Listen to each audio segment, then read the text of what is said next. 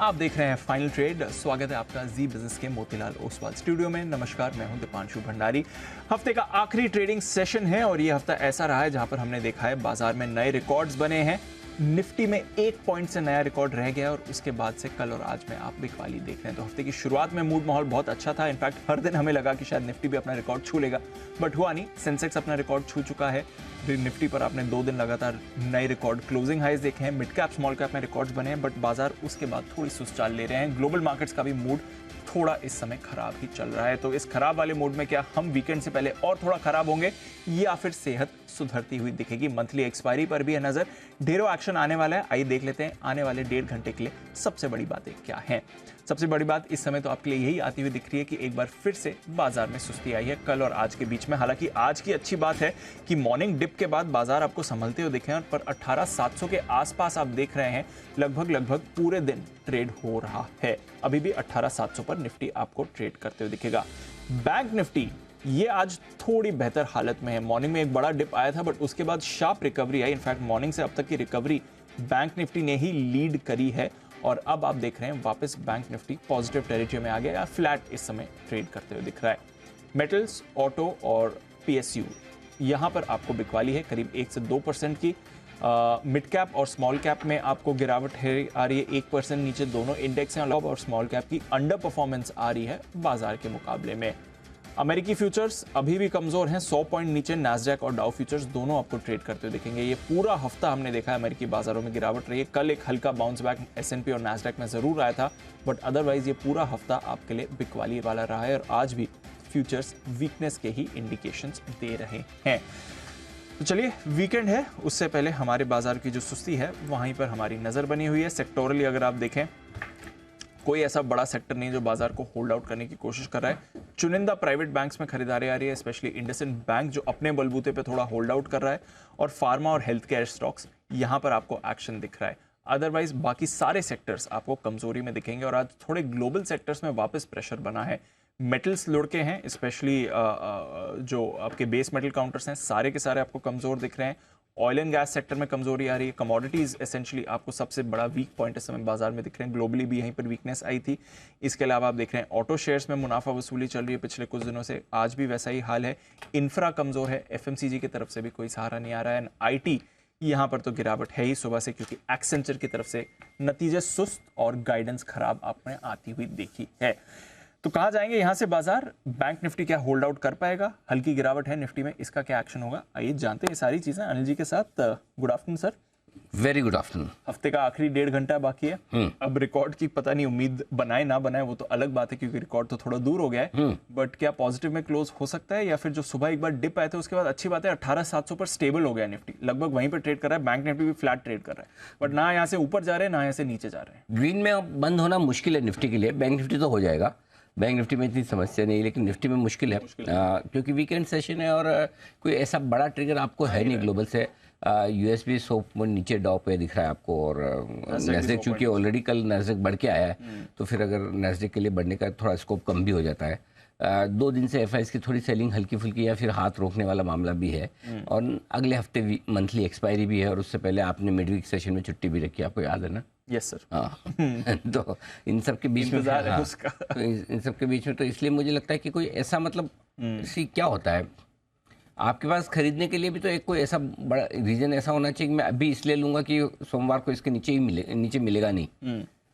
ऐसी फीलिंग कितने लोगों में किस स्टॉक को लेके, करेक्ट? तो वो वाली नहीं है ना फीलिंग, इसलिए मैं अपना खरीदने का डिसीजन लेना तो है, मैं पोस्टपोन कर दूंगा, आज नहीं मंडे ले लूंगा। यस, ये आप सुबह भी कह रहे थे। ये वही वाला मार्केट है। ऐसे मार्केट में क्या मार्केट बहुत खराब नहीं होता, लेकिन अच्छा नहीं हो पाता, राइट? है ना? वही ठीक है ना। क्या होता है, एक्शन में होता तो पहले एक्शन है और ऊपर से सब कूदते हैं। एक्शन है तो मैं भी करूंगा, करेक्ट। और एक्शन नहीं है तो किसी को नहीं करना, और कम हो जाता है, है ना? तो ये आजकल वैसा वाला मामला है, किसी को नहीं करना। तो मतलब ऐसा हो गया, किसी दिन मेरा शो करने का मन नहीं, आप बोलो मेरा भी नहीं है, तब क्या होगा? वैसा हाल है। और कभी बोलो अच्छा सर का मन ज्यादा हो रहा है, मेरा भी हो रहा है, चलो दोनों करते, तो फिर वो तूफानी शो हो जाता है। ये वैसा हाल है। तो अभी मतलब सब आराम के मूड में, एंजॉय योर लाइफ, देखिए भाव आराम से, कोई बड़ा ऊपर नीचे ज़्यादा करने वाला है नहीं।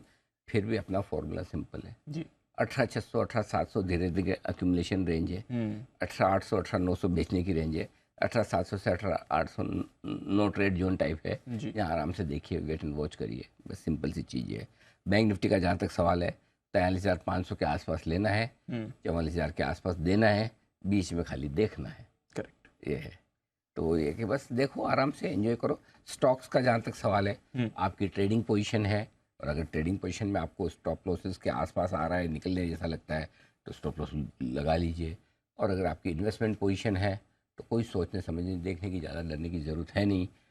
टाइम वाइज करेक्शन 1 हफ्ते और चलेगा। मंथली एक्सपायरी में जा रहे हैं, मंथली एक्सपायरी में जाने के पहले मूड थोड़ा ढीला है, हमारा भी ढीला है, अमेरिका का भी ढीला है, तो हो सकता है बड़ा उछाल ना भी आए, लाइफ हाई ना भी बने इस सीरीज़ में, कोई बात नहीं।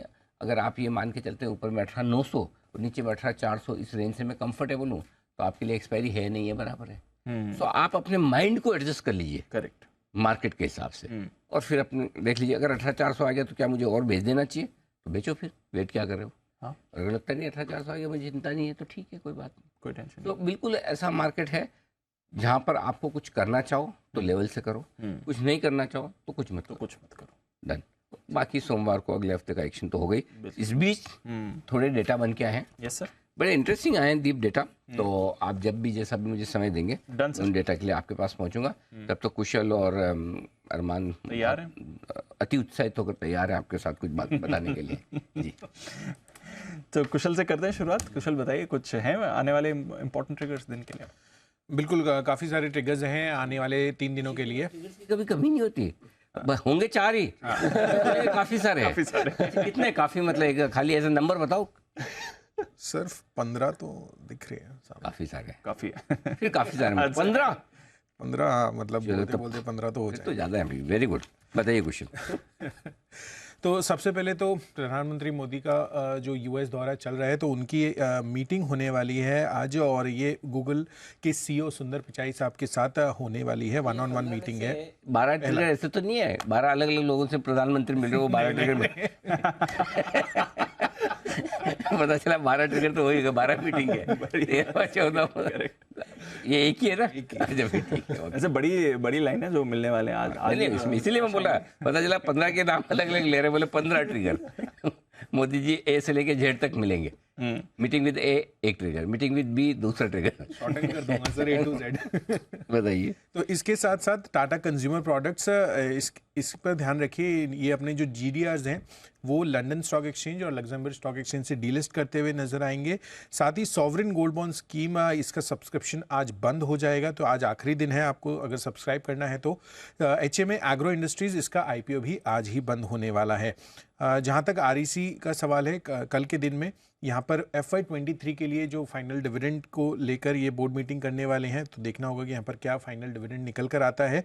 और जहाँ तक सोमवार का सवाल है, जी एंटरटेनमेंट फोकस में रहेगा। सेबी के ऑर्डर पर जो सैट में सुनवाई होने वाली है, इस पर फोकस रखना है। सिटी यूनियन बैंक पूंजी जुटाने पर कंपनी बोर्ड बैठक करेगी। साथ ही GHCL टेक्सटाइल्स, ये कंपनी जो है ट्रेड फॉर ट्रेड सेगमेंट से रोलिंग सेगमेंट में ट्रांसफर हो जाएगी। केफिन टेक्नोलॉजीज का भी ध्यान रखिए, प्री IPO लॉक इन इसका खत्म होता दिखेगा। और साथ ही बड़ी ब्लॉक डील के बाद फुटसी फ्लोज में जो एडजस्टमेंट्स हैं वो सोमवार को उसकी ओपनिंग से ही इफेक्टिव होते हुए नजर आएंगे। HDFC AMC, श्रीराम फाइनेंस और टिमकन इंडिया, यहाँ पर FIIs का जो इन्फ्लोज है वो बढ़ता हुआ दिखेगा।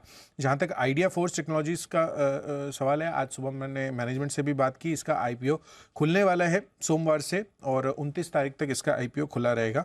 और अंत में टाटा कम्युनिकेशन, जो फाइनल डिविडेंड इन्होंने दिया था 21 रुपये प्रति शेयर का, वो एक्स डिविडेंड ट्रेड करता हुआ दिखेगा मंडे को। ओके, तो ये हैं आपके लिए कुछ इंपॉर्टेंट ट्रिगर्स आते हुए दिख रहे हैं। आइए अरमान से जानते हैं आज की खबरें। अरमान, गुड आफ्टरनून, बताइए। जी गुड आफ्टरनून। खबरों में सबसे पहले UPL पर ध्यान रखें, क्योंकि इनका स्पेशलिटी केमिकल कारोबार को रिस्ट्रक्चरिंग का जो इन्होंने ऐलान किया है, उसमें जो इनका स्पेशलिटी केमिकल कारोबार है वो अपनी जो है सब्सिडरी को उनको देंगे, और लगभग 3,570 करोड़ के आसपास में जो है ये डील होने वाली है। और बिंदु फार्मा, यहाँ पर इनकी सब्सिडरी का मेडिसिन पेटेंट पूल के साथ सब लाइसेंसिंग करार किया है, जिसमें वो कैप्सूल के लिए एक जेनरिक जो है उसके लिए सब लाइसेंसिंग करार किया है, और उसका उपयोग अगर आप देखें तो ब्लड कैंसर में इसका उपयोग किया जाता है। लुपिन, US में रूफिनामाइड ऑरल सस्पेंशन जो है वो इन्होंने लॉन्च किया है, और इसका उपयोग मिर्गी के इलाज में दवा में किया जाता है।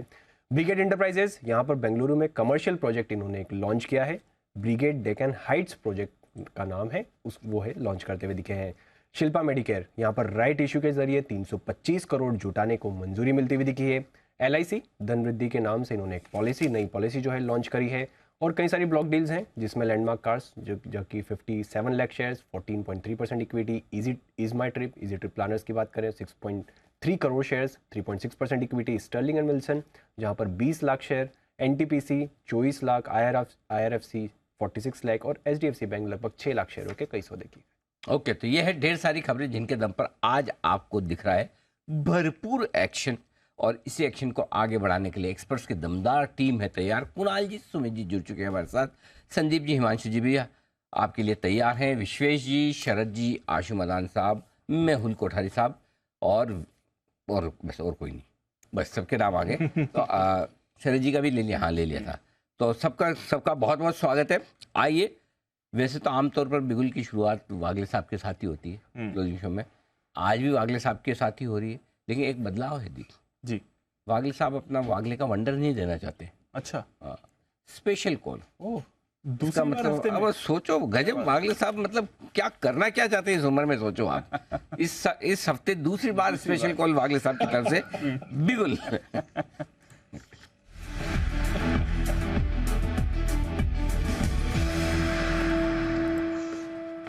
जी वागले साहब फरमाएं sir. Anil ji good afternoon, Deepanshu good afternoon. Anil ji, पहले तो मेरा एक सवाल है आपसे, क्या हर बार मेरी उम्र का जिक्र करना जरूरी है? बिल्कुल नहीं, सिर्फ तभी करने का जब कोई ऐसी सिचुएशन बने जिसमें जिक्र करना बनता हो, बाकी बिल्कुल भी नहीं। जी सर। तो मेरी एक सजेशन है कि जब भी आप मेरे उम्र का एज का जिक्र करें तो उसके साथ आपको भी जोड़ दें। मुकाबला तो बराबरी का वालों का ही होता है ना, इसीलिए तो आपका मेरे, हाँ तभी। जी सर। अच्छा, आज आशु जी भी शो पे है तो अच्छी बात है। नहीं, वो हमसे बहुत सीनियर है, उनको बीच में मतलब आप। जी सर। नहीं, आशु जी का कारण अलग है। जी वागले, आशु जी का क्या बता रहे हैं हम? आशु जी का जिक्र मैंने इसके लिए किया क्योंकि ये जो स्टॉक है ये आशु जी के साथ आइडेंटिफाई होता है। मेरे को बाय कॉल देना है, लेकिन बाय कॉल देने के पहले मैं ये पहले बता दूं कि आज का मेरा मार्केट व्यू बेरिश है। तो ये बेरिश मार्केट व्यू में मैं बुलिश कॉल दे रहा हूं अगले हफ्ते के लिए। भारतीय एयरटेल में एक बड़ा वाला ब्रेकआउट आया है 855। इनफैक्ट मुझे मॉर्निंग में स्पेशल कॉल देना था, लाइफलाइन यूज करना था, लेकिन मार्केट का माहौल देख के मैं बोला रुक जाता हूँ। पूरे दिन भारतीय 850 के ऊपर सस्टेन हो रहा है, ये 900 के लिए जाने के लिए तैयार है, 900 तक, लेकिन टाइम फ्रेम 2 से 3 दिन में भी 4 दिन अगले हफ्ते की मैं बात करूंगा। आपका स्टॉप लॉस 844 का होना चाहिए। 857, 58 का करंट भाव है, यहाँ से लेकर 850, 253 तक बाय करे अगर आता है तो, और 900 का टारगेट। ये मेरा भारतीय में जी। तो बिल्कुल भारतीय एयरटेल। अनिल जी सर बताएं। जी वागले साहब। अनिल जी, ये क्योंकि ये कॉल अगले हफ्ते का है, आज का नहीं है, मेरे को और एक सेल कॉल भी देना है ये माहौल में सेलिंग मार्केट में बैलेंस करने के लिए, अगर आप इजाजत दें। जी सर बताएं, प्लीज बताएं। LTTS बेचना है, 3810-15 का करंट भाव है, यहां से लेकर 3830 तक की सेलिंग रेंज होगी। 3820-830 ये सेलिंग रेंज होगी। 3860 का स्टॉप लॉस होगा और 3680 यहाँ से मुझे 120 रुपए की मूव, 125 रुपए की मूव दिखाई देती है अगले 1 से 2 दिनों में, शायद आज या मंडे फर्स्ट हाफ में। ओके, LTTS में करनी है बिकवाली और खरीदारी करनी है भारतीय एयरटेल में, राय वागले साहब की तरफ से आपके लिए। आइए बिल्कुल हिमांशु जी के लिए, हिटमैन हिमांशु।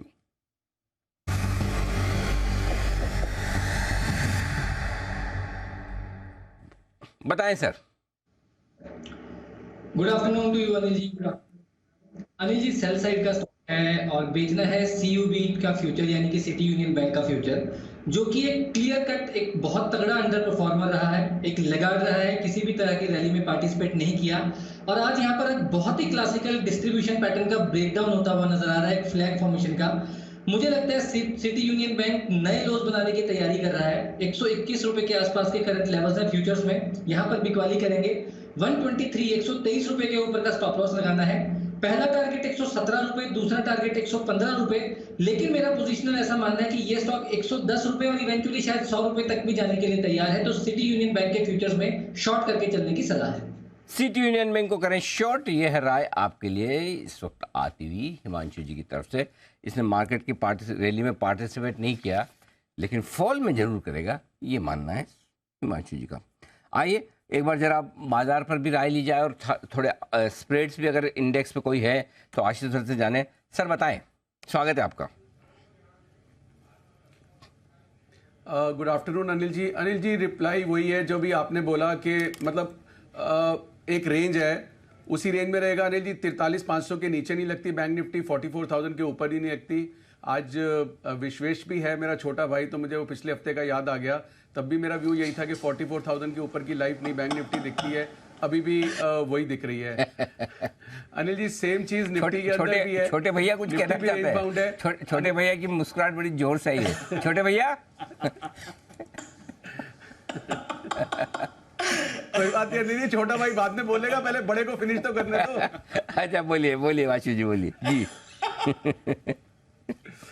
अनिल जी, जो आखिरी 4 दिन है ना, वो बेसिकली जो भी आपने बोला ना कि अब नो ट्रेड वाले हो गए, क्योंकि बेसिकली क्या हो जाता है अनिल जी, अब एक्सपायरी संभालनी है।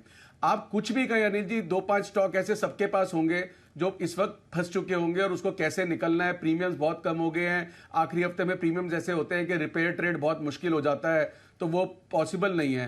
तो इसीलिए अनिल जी सुबह एक्सपायरी अलर्ट में ही मैंने बोला कि ऐसा कोई बहुत बड़ा एक्सीडेंट नहीं है और बहुत बड़ी रिकवरी नहीं है।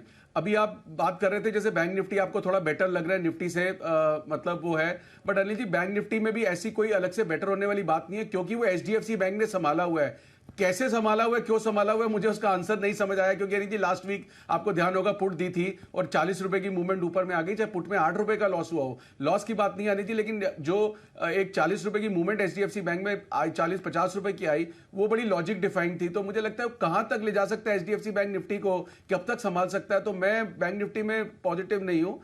मतलब कि जो एक रिलेटिव स्ट्रेंथ दिख रही है वर्सेस निफ्टी, वो ऐसा नहीं लगता। लेकिन अनिल जी जो आपने दोनों चीजें बोली कि 600 से 700 के बीच में लेना है, 800 के 900 के बीच में बेचना है, 43,500 के पास लेना है, 44,000 के पास बेचना है। अनिल जी सेम थीम से जो कंपल्सिव ट्रेडर हैं, जिनके हाथ खाली हैं, जो स्टॉक्स में डैमेज कंट्रोल से बचे हुए हैं, या जिनका मतलब इतना फंसा हुआ है या फसावड़ा जिसको कहते हैं नहीं है एक्सपायरी का, तो उनके लिए अनिल जी मेरे पास दोनों इंडेक्स में मेरे पास स्प्रेड है। जब आप कहेंगे तो मैं आपसे शेयर करूंगा। बिल्कुल, तो आपके स्प्रेड के लिए मैं तैयार हूं, लेकिन उससे पहले कुणाल जी कुछ कहना चाहते हैं, विशेष टिप्पणी कुणाल जी की। जी सर बताएं।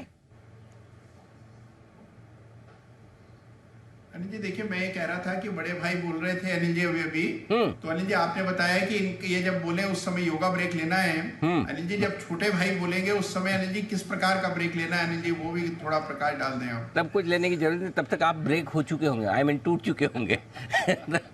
उसी ब्रेक में आपका जो कुछ होना हो चुका होगा। चाहिए आप ब्रेक मत लीजिए, तब तक हमारे पास एक और बड़ी चीज है जो मैं आपको बता दूं, क्योंकि चीज भी बड़ी है, बताने वाले भी बड़ा है, और एजेंडा भी बहुत बड़ा है, और करने वाले भी बहुत बड़े हैं।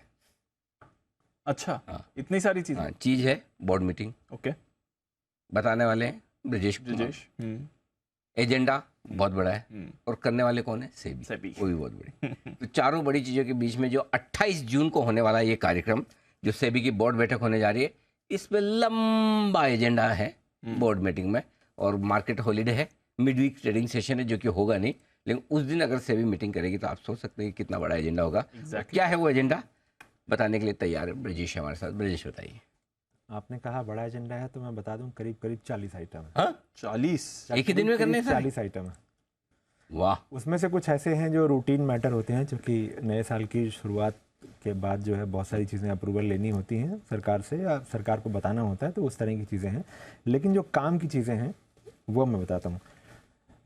अदानी एपिसोड के बाद एफपीआईज़ की होल्डिंग को लेकर बहुत ज़्यादा शोर हुआ था, तो उसमें से एक बड़ा एजेंडा ये है कि एफपीआई से एडिशनल डिस्क्लोज़र लिया जाएगा, यानी मिनिमम से मिनिमम होल्डिंग किसकी है, सेबी इसकी भी जानकारी ले सकती है। ये नियम लाने पर बोर्ड चर्चा करेगा, यानी कि अगर आप किसी की होल्डिंग 1% या 2% भी है एफपीआई के स्ट्रक्चर में, तो उसकी पूरी की पूरी जानकारी ली जाएगी। साथ ही ये भी शर्त रखी जाए कि वो किसी भी तरह की एप्लीकेशन के टाइम पर प्राइवेसी की कंडीशन नहीं लगाएंगे, यानी जो जानकारी चाहिए सेबी को सब देना पड़ेगा, एफपीआईज को कंप्लाई करना पड़ेगा। तब इसका पर्पज़ है कि जो है ट्रांसपेरेंसी जो है वो अच्छी रहे। हालांकि इसके लिए बाकायदा थ्रेशोल्ड सेट किया गया है, ये सारे एफपीआईज के लिए नहीं होगा। जिनका AUM 50% सिंगल ग्रुप या कंपनी में होगा उनके लिए होगा। भारतीय बाजार में कम से कम 25,000 करोड़ रुपए से अधिक का निवेश होगा और इस तरह के और पैमाने तय किए गए हैं, तो ये उनके लिए लागू होगा। मकसद यही है कि मिनिमम पब्लिक शेयर होल्डिंग के रास्ते का एफपीआईज के जरिए दुरुपयोग नहीं किया जाए। दूसरी बात, IPO की लिस्टिंग की मियाद जो अभी T+6 है उसको घटाकर T+3 पर लाने के प्रस्ताव को सेबी बोर्ड से मंजूरी मिल सकती है। इसको लेकर के बहुत लंबे समय से बातचीत चल रही थी और अब फाइनली डिस्कशन पेपर आया था और अब उम्मीद की जा रही है कि इसको लागू कर दिया जाए।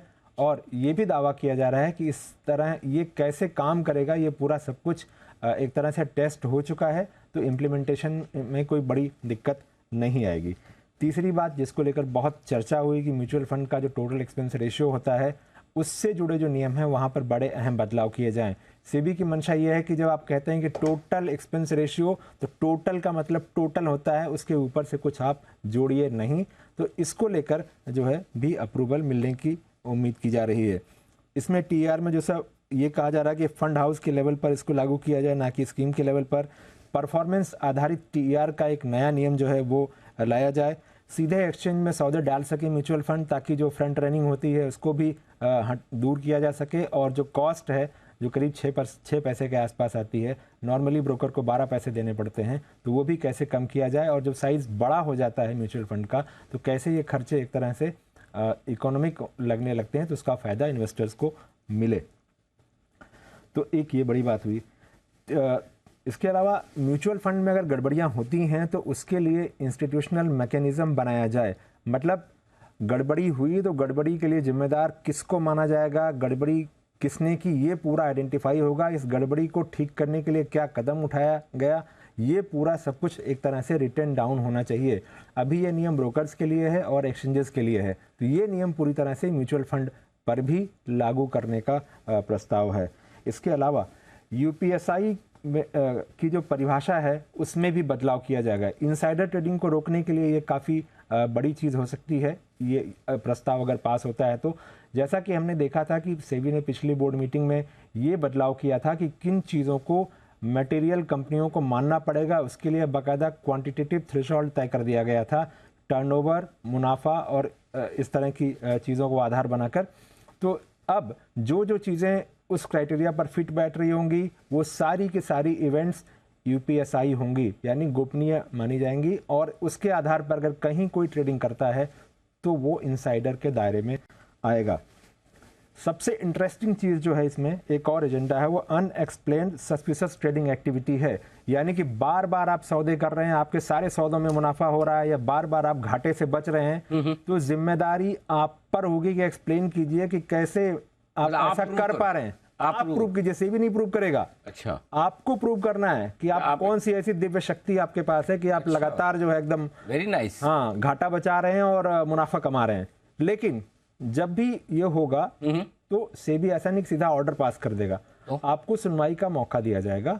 बुला के बोलेंगे भाई कि आप बताओ, आप बताइए जरा कि ये दिव्य ज्ञान कहाँ से मिला आपको और आप लगातार जो है मुनाफा कमा रहे हैं या घाटा बचा रहे हैं। तो बीच बीच में लॉस भी करते रहने का।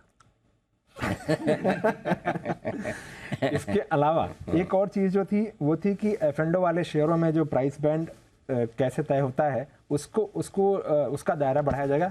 अभी ये नियम है कि कम से कम एक ट्रेडिंग मेंबर, अगर एक से ज़्यादा ट्रेडिंग मेंबर होना चाहिए जिसके यहाँ से क्लाइंट सौदे करें, तब जाकर प्राइस बैंड बढ़ेगा। तो एक ये इंटरेस्टिंग नियम है। इसके अलावा AIF और फॉरेन वेंचर कैपिटल से जुड़े कई नियमों में बदलाव होंगे। शिकायत के लिए स्कोर्स और ऑनलाइन डिस्प्यूट रिजोल्यूशन का लिंकेज किया जाएगा कि अगर किसी ने शिकायत की है तो उसमें से इस दोनों में से कौन सा प्लेटफॉर्म उसको कन्वीनियंट है वो चुन सकता है। डेट सिक्योरिटीज़ के लिए QIB का दायरा बढ़ाया जाएगा, जिसमें म्यूचुअल फंड हैं, मल्टी लेवल क्रेडिट सोसाइटीज़ हैं, इंश्योरेंस कंपनी हैं, इन सबको भी इसके दायरे में लाया जाएगा, वो QIB कहे जाएंगे। जो फ्रैक्शनल ओनरशिप का कॉन्सेप्ट बहुत ज़्यादा चल रहा था बहुत सारे इलाकों, बहुत सारी जगहों पर, शहरों में, तो उसको भी रेगुलेटरी फ्रेमवर्क में लाने की कोशिश की जाएगी। MSM रीट्स के लिए जो है रेगुलेटरी फ्रेमवर्क आएगा। इसके अलावा सेबी का सालाना बजट और जो दूसरी रूटीन टाइप की चीज़ें हैं, इस तरह से हमने 12 पॉइंट बताए हैं, लेकिन कुल मिलाकर करीब 40 के आसपास है। ओह, 40 से ज़्यादा पॉइंट है जिस पर सेबी की बड़ी बैठक होने वाली। तो मैंने बताया ना, बड़ी बैठक भी बड़ी है, एजेंडा भी बड़ा है, बताने वाला भी लंबा समय लेकर बताएगा। और आशु जी बहुत रिलीफ महसूस करें कि मेरे से भी ज़्यादा लंबा भाषण देने वाला कोई तो है। कोई तो है। लेकिन इनका कभी कभार ही होता है जब सेबी की बैठक होती है, और वो भी बड़े एजेंडे वाली।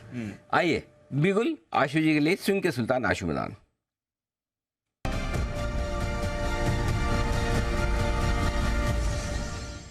बताएं सर आपके इंडेक्स के स्प्रेड। अनिल जी, भाषण बड़ा हो या छोटा हो, चाहे ब्रिजेश का हो चाहे मेरा हो, इम्पोर्टेंट तो बहुत होता है। तो वो इम्पोर्टेंट चीज़ है अनिल जी। तो अनिल जी अपने आप को डिक्लेयर कर लिया। मतलब ब्रिजेश का आपको इम्पोर्टेंट लगा? बिल्कुल अनिल जी, ब्रिजेश तो बहुत, आजकल तो मैंने कहा ना, बहुत सबका फेवरेट है ब्रिजेश तो। बिल्कुल है, इम्पोर्टेंट तो होता है, इसमें कोई डाउट नहीं। आपका भी होता है, चाहे वो जैन साहब का हो चाहे ब्रिजेश का हो। काम की बात तो जी जी सर। अनिल जी, ऑनेस्टली ब्रिजेश से इंस्पायर होके मैं कल ट्वीट करने वाला था, मतलब सुन के, the compliance is either black और white, it can never be grey. तो I think this will be dedicated to Brijesh. क्या बात है, ब्रिजेश ने डायलॉग मारा था क्या? अनिल जी ब्रिजेश सुना नहीं मैंने। ब्रिजेश ने डायलॉग मारा था क्या सर्कल कंप्लायंस वाला? नहीं अनिल जी, ब्रिजेश ने नहीं मारा था, मैं ब्रिजेश के लिए, ब्रिजेश को डेडिकेट करके टैग करके ट्वीट करूंगा। अरे वाह, वेरी नाइस, ओके, धन्यवाद सर ब्रिजेश। धन्यवाद सर, धन्यवाद। हाँ ब्रिजेश। अनिल जी, बैंक निफ्टी जो एक स्प्रेड है उसको बनाना है अनिल जी, क्योंकि अभी जो अभी आप बात कर रहे थे ना, एग्जैक्टली समहाउ उसी थीम पे, and again this is for compulsive trader. 43,700 की एक कॉल लेनी है अनिल जी, और 44,000 की 2 कॉल बेचनी है। ये स्प्रेड बनाने में लगेंगे अनिल जी 8 से 10 रुपए। मैं फिर रिपीट करता हूँ अनिल जी, अभी तो 750 था बैंक निफ्टी, अभी तो 650 आ गया है। पिछले 15 मिनट में ही 100 पॉइंट घट गया है, लेकिन उससे कोई फर्क नहीं पड़ता अनिल जी, क्योंकि अगर वहां तक जाना है 44,000 पे, जहां में बेचना है और जहां में लेना है, उसके लिए करना कैसे अनिल जी? अगर मैं ले लूंगा नीचे चला गया लॉस हो जाएगा, बेच दूंगा ऊपर चला गया तो लॉस हो जाएगा। तो इस रेंज को कैसे खेलना है? तो 43,700 की अनिल जी एक कॉल लेनी है, 44,000 की 2 कॉल बेचनी है। इस स्प्रेड को बनाने में लगेंगे अनिल जी सिर्फ 10 रुपए। वेडनेसडे की छुट्टी है, 3 दिन के लिए सिर्फ 10 रुपए देने हैं अनिल जी। सेफ कहां तक हूं? 44,300 तक, क्योंकि 44,100 अनिल जी इतनी स्ट्रॉन्ग रेजिस्टेंस है, मुझे नहीं लगता कोई भी रीजन कि इस एक्सपायरी को उससे ऊपर कटेगी। बल्कि ये एक्सपायरी तो अनिल जी ऐसी है कि ऑप्शंस बेचने वालों को हेल्प होगी, और जो प्लेन वनीला ऑप्शंस बेचने वाले हैं, पिछले हफ्ते भी नैरो रेंज में उनका काम हुआ और इस हफ्ते भी हो सकता है। लेकिन अगर किसी को इस तरह से प्ले करना है कि थोड़े ज्यादा पैसे के चांसेस होने चाहिए, तो 43,700 की एक कॉल ले, 44,000 की 2 बेचे। इसकी कॉस्ट आएगी सिर्फ 10 रुपए। नीचे में 10 रुपए से ज्यादा कुछ लॉस हो नहीं सकता, ऊपर 44,300 तक सेफ है। अगर 44,000 के पास चली गई तो अनिल जी फिर ये 10 का 100 200 कुछ भी हो सकता है। तो मुझे लगता है कि अच्छा कैलकुलेटिव स्प्रेड है, और अगर थोड़े से भी हम लकी हो गए तो इसमें अच्छा पैसा बन सकता है। तो चलिए, एक बुल स्प्रेड आ रहा है निफ्टी पर। 43,700 की कॉल खरीदें, 44,000 की 2 कॉल बेचें। ये है आपके लिए आशु सर की तरफ से राय। थोड़ा एक्शन इसमें बना हुआ है। आज बाजार के चर्न में हम देख रहे हैं कुछ रीसेंट फेवरेट स्टॉक्स गिरे हैं। पिरामल एंटरप्राइजेज जो अच्छी रैली में था, ये आपको फिसलते हुए दिखाए।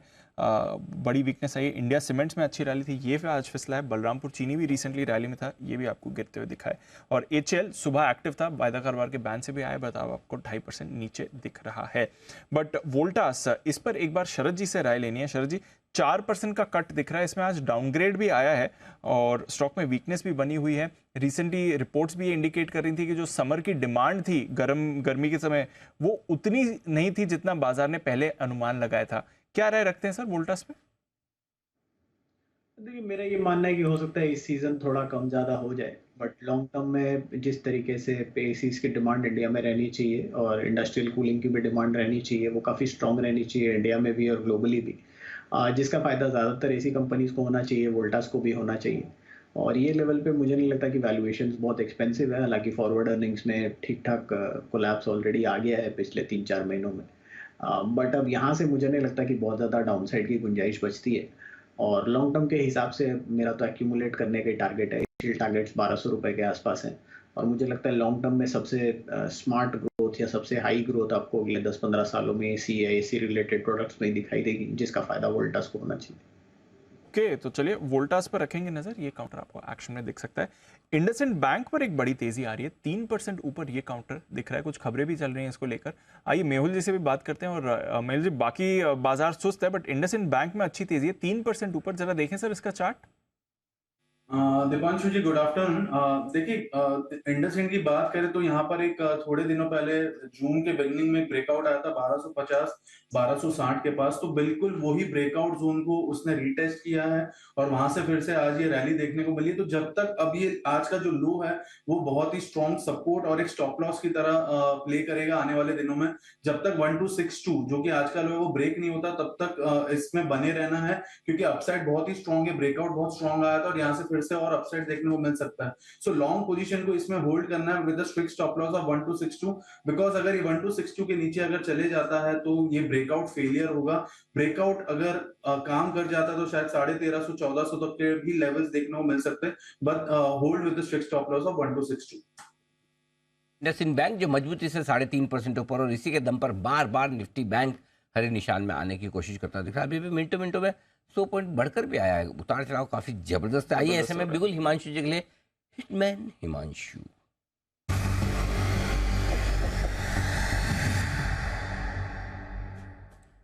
हिमांशु जी बताएं सर। अनिल जी, फार्मा स्टॉक्स आज क्लियर कट एक अच्छी स्ट्रेंथ दिखा रहे हैं और यहाँ पर एक कैश सेगमेंट का स्टॉक मेरे रडार पर आया है। स्टॉक का नाम है नेटको फार्मा, जो कि अभी 663-664 रुपए के आसपास ट्रेड कर रहा है। यहाँ पर एक अच्छी कंसोलिडेशन का एक स्ट्रॉन्ग ब्रेक वॉल्यूम्स के साथ आज के सेशन में ब्रेकआउट आता हुआ नजर आ रहा है। मुझे लगता है कि ये स्टॉक 700 रुपए तक के टारगेट्स आने वाले 1 से 2 दिनों में दिखाने का पोटेंशियल रखता है। काफी अच्छी कंसोलिडेशन देखने को मिली थी, बहुत स्ट्रॉन्ग वॉल्यूम्स के साथ यहाँ पर ब्रेकआउट आ रहा है। 652 रुपए का स्टॉप लॉस लगाना है और 700 रुपए के टारगेट्स के लिए 1 से 2 दिनों के लिए नेटको फार्मा में खरीदारी करके चलने की सलाह। फार्मा में थोड़ा मोमेंटम बन भी रहा है, फार्मा स्टॉक्स पर रखे नजर। रेड्डीज आज अच्छे एक्शन में, सुबह सचिव जी बात कर रहे थे। औरबिंदो पर आपको एक मूव आती हुई दिख रही है और हिमांशु जी को पसंद है नेटको फार्मा, इस पर भी रखें नजर। बट आइए 2:30 बज चुके हैं, लेते हैं अनिल जी की मार्केट स्ट्रैटेजी।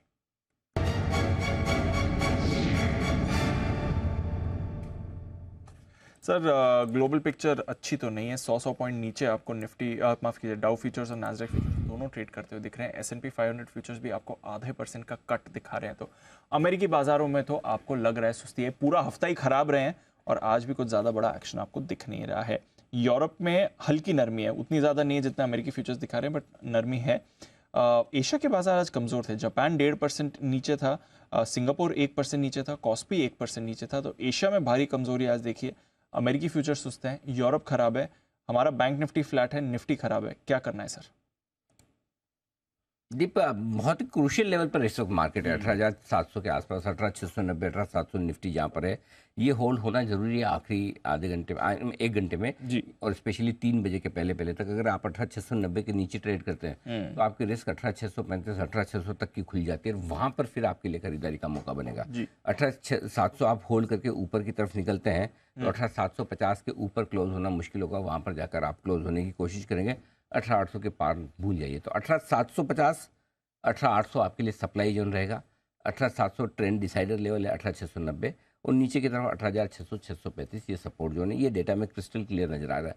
तो 635 की रेंज में लेना है, 750 800 की रेंज में लेना है, 700 के आसपास वेट एंड वॉच। अगर ऊपर आना है तो बैंक निफ्टी पर फोकस कीजिए, यही ऊपर लेकर आएगा।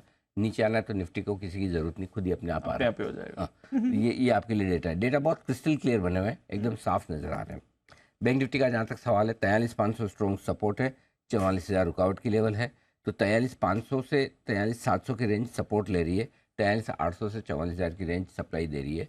तो ये रेंज है, इसी में बैंक निफ्टी तो जितना नीचे 43,600-500 पे आए खरीदिए, 43,900 44,000 के आसपास बेचिए। ये क्रिस्टल क्लियर डेटा मैंने देख लिए सारे, रेंज यही निकल कर आ रही है। मैं विस्तार में आपको डेटा नहीं बता रहा, बट यही रेंज है और यही लेवल्स है। गॉट इट सर, कुछ खास नहीं होना है, मतलब आपको ट्रेड सपोर्ट लेवल पे ही खरीदना है, रिकॉर्ड के लेवल पे बीच में कुछ नहीं करना, बीच में कुछ नहीं करना, बीच में कुछ नहीं करना। क्या होता है कई बार आप है ना, एक कभी क्या होता है कि आप एक आइडिया लेकर बीच में ट्रेड करने की कोशिश, व्यू बनाते हैं, तो ऐसा हर एक लेवल पे ट्रेड तो हो ही रहा है।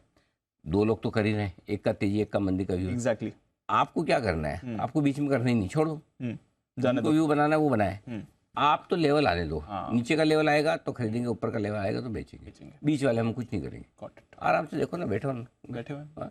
और फिर भी आपको कोई स्ट्रेटेजी है तो देखो, तैयार हमारे सारे एक्सपर्ट हाँ है सर। आशु जी के लिए। आशु जी की तरफ से आइए, एक बिगुल स्विंग के सुल्तान आशु मदान।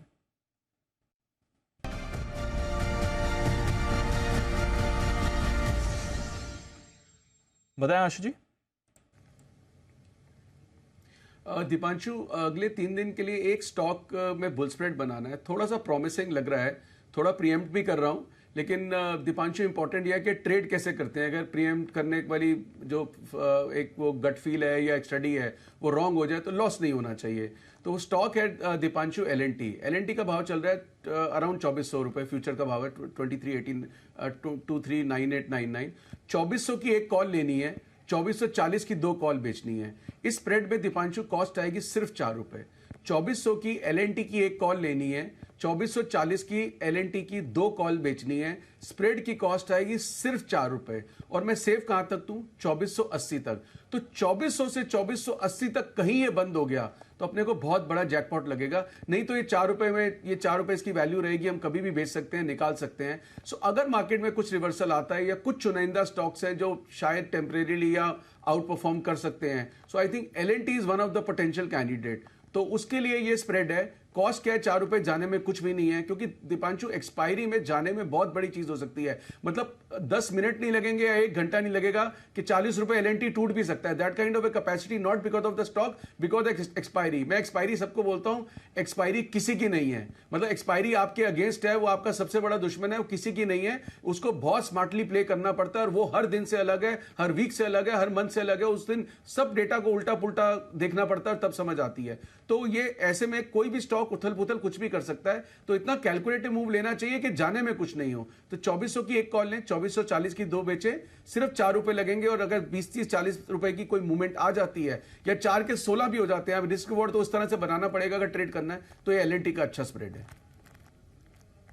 तो ये आपके लिए L&T पर स्प्रेड बनते हुए दिख रहा है। 4 रुपए की कॉस्ट में बन जाएगा और रखिए इस पर नजर। बुल स्प्रेड है, 2400 की एक कॉल खरीदनी है और 2440 की 2 कॉल्स बेचनी है। ये आपके लिए राय आ रही है। आई थिंक निफ्टी पर भी आशु सर की स्ट्रैटेजी वो भी लेता हूँ आशु सर। उससे पहले एक बार जरा डॉक्टर रेड्डीज पर नजर डाल देते हैं और शरद जी आपकी भी राय लेना चाहूंगा डॉक्टर रेड्डीज पर। स्टॉक भी हमें एक्शन में दिख रहा है।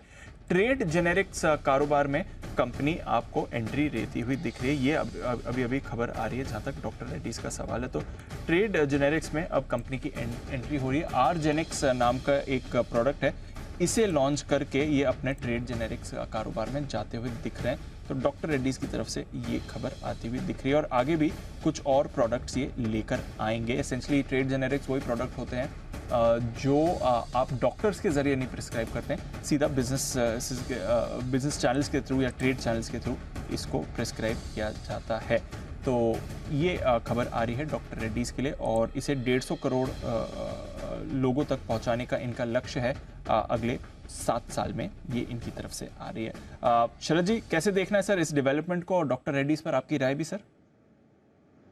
डेवलपमेंट पॉजिटिव है क्योंकि ऑलरेडी ब्रांड हेवी तो इनकी पोजीशनिंग है ही है और मुझे लगता है जेनरिक्स आने वाले समय में एक इम्पॉर्टेंट एस्पेक्ट होना चाहिए पूरे फार्मा स्पेस का। बायोसिमिलर्स एक अलग एस्पेक्ट है जो ज़्यादा खर्चे वाला एस्पेक्ट है, टाइम टेकिंग एस्पेक्ट है। जेनरिक्स कंपैरेटिवली कम पैसे में चालू हो जाता है और कम पैसे लग के कम लागत में आप वो सेगमेंट चालू कर सकते हैं, बढ़ा सकते हैं और अट्रैक्टिव भी है, डिसेंट ग्रोथ रहनी चाहिए स्पेस में। और डॉक्टर रेड्डी के लिए एक नेसेसरी डाइवर्सिफिकेशन है क्योंकि स्ट्रॉन्ग ब्रांड्स, बड़े ब्रांड्स तो इनके पास ऑलरेडी हैं और पिछले 2-3 सालों में जो इनकी स्पीड ऑफ नए प्रोडक्ट लॉन्चेस है वो भी काफ़ी तेज़ी से बढ़ी है। लगभग अभी कंपनी 40-50 प्रोडक्ट हर साल नए ला रही है।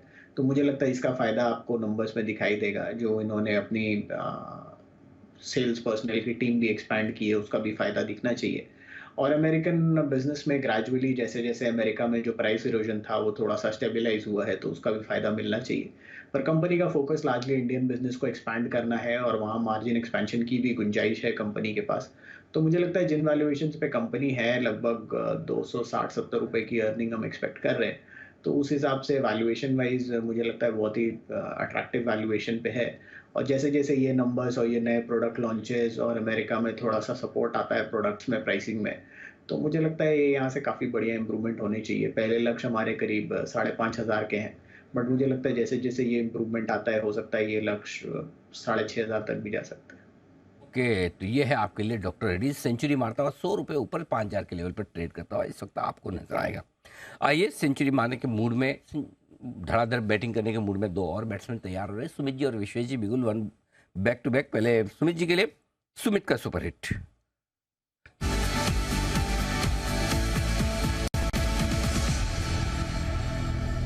सुमित जी बताएं सर। अनिल जी, मेरे पास एक सेल कॉल अभी रडार पे आया है। आज मेटल्स के अंदर सबके अंदर एक करेक्शन, एक प्रॉफिट बुकिंग देखने को मिल रहा है। तो जो स्टॉक अभी मेरे रडार पे आया है उसका भी फ्यूचर्स में भाव चल रहा है 276 रुपया। स्टॉक का नाम है वेदांता। वेदांता के अंदर प्रॉफिट बुकिंग देखने को मिल रहा है। वेदांता पिछले 3 दिनों से ऊपरी लेवल से दबाव दिखा रहा है। आज का कैंडल स्ट्रॉन्ग फॉर्म हो रहा है सेल साइड की तरफ और पिछले हफ्ते 10 दिन के लो पे आ चुका है। वेदांता में मेरे को लग रहा है कि यहां से 6 से 10 रुपए का फॉल देखने को मिल सकता है। छोटा सा स्टॉप लॉस लगाएं 280 का ऊपर में, 280 के स्टॉप लॉस से वेदांता में यहाँ पे सीएमपी पे बिकवाली करके चलने का सलाह रहेगा। नीचे में जो लेवल देखने को मिल सकते हैं वेदांता में, पहला टारगेट बनेगा 271 रुपए का, दूसरा टारगेट बनेगा 268 रुपए का। 2-3 दिनों का व्यू लेके वेदांता में बिकवाली करें। 280 के स्टॉप लॉस से 268 रुपए तक के लेवल नीचे में वेदांता में देखने को मिल सकते हैं, तो बिकवाली करें वेदांता। ओके, वेदांता में बेचने की राय सुमित जी की। आइए बिगुल, विश्वेश का विशेष।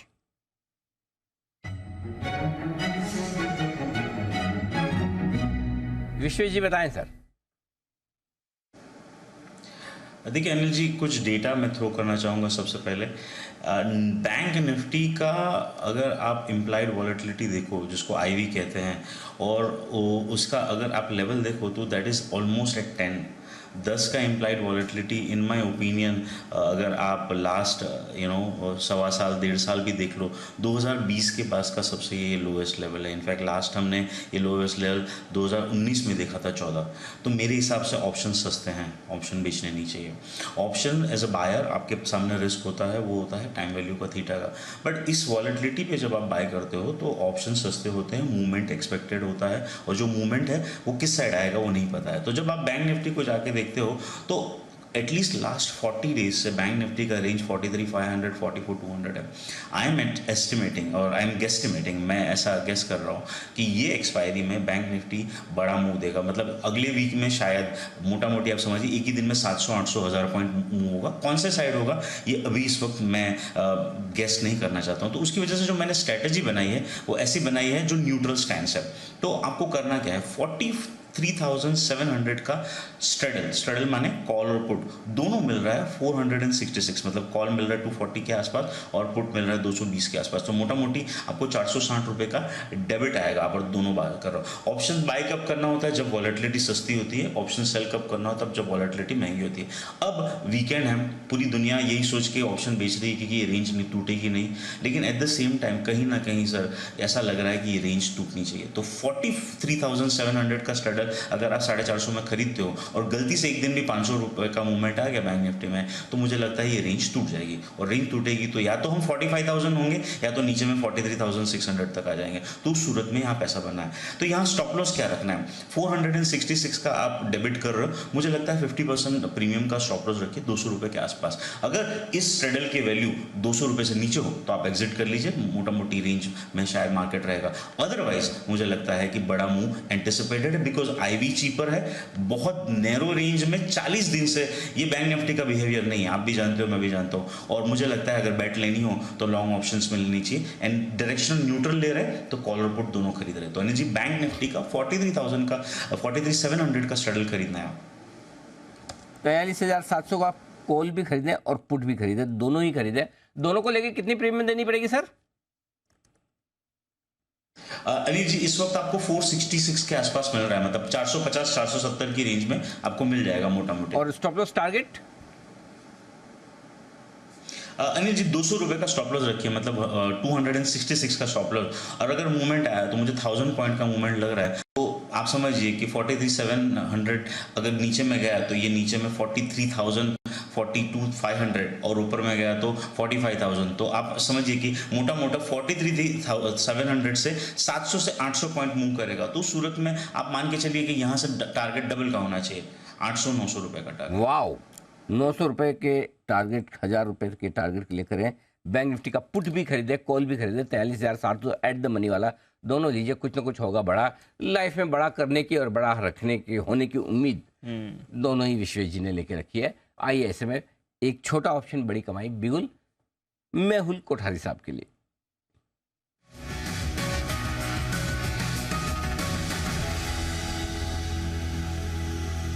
मेहुल जी बताएं सर। गुड आफ्टरनून अनिल जी। देखिए, छोटा ऑप्शन बड़ी कमाई नहीं थी, एक्चुअली एक निफ्टी की स्ट्रेटेजी थी जो मुझे शेयर करनी थी अनिल जी आपसे, और एक निफ्टी के ऊपर बहुत ही क्लोज आउटलुक था जो हमने ऑब्जर्व किया है पिछले 2-3 महीनों से, तो वो जरा बताना था। अगर आप कहें तो मैं बताऊं सर प्लीज। बिगुल मैंने इसीलिए बजवाया है।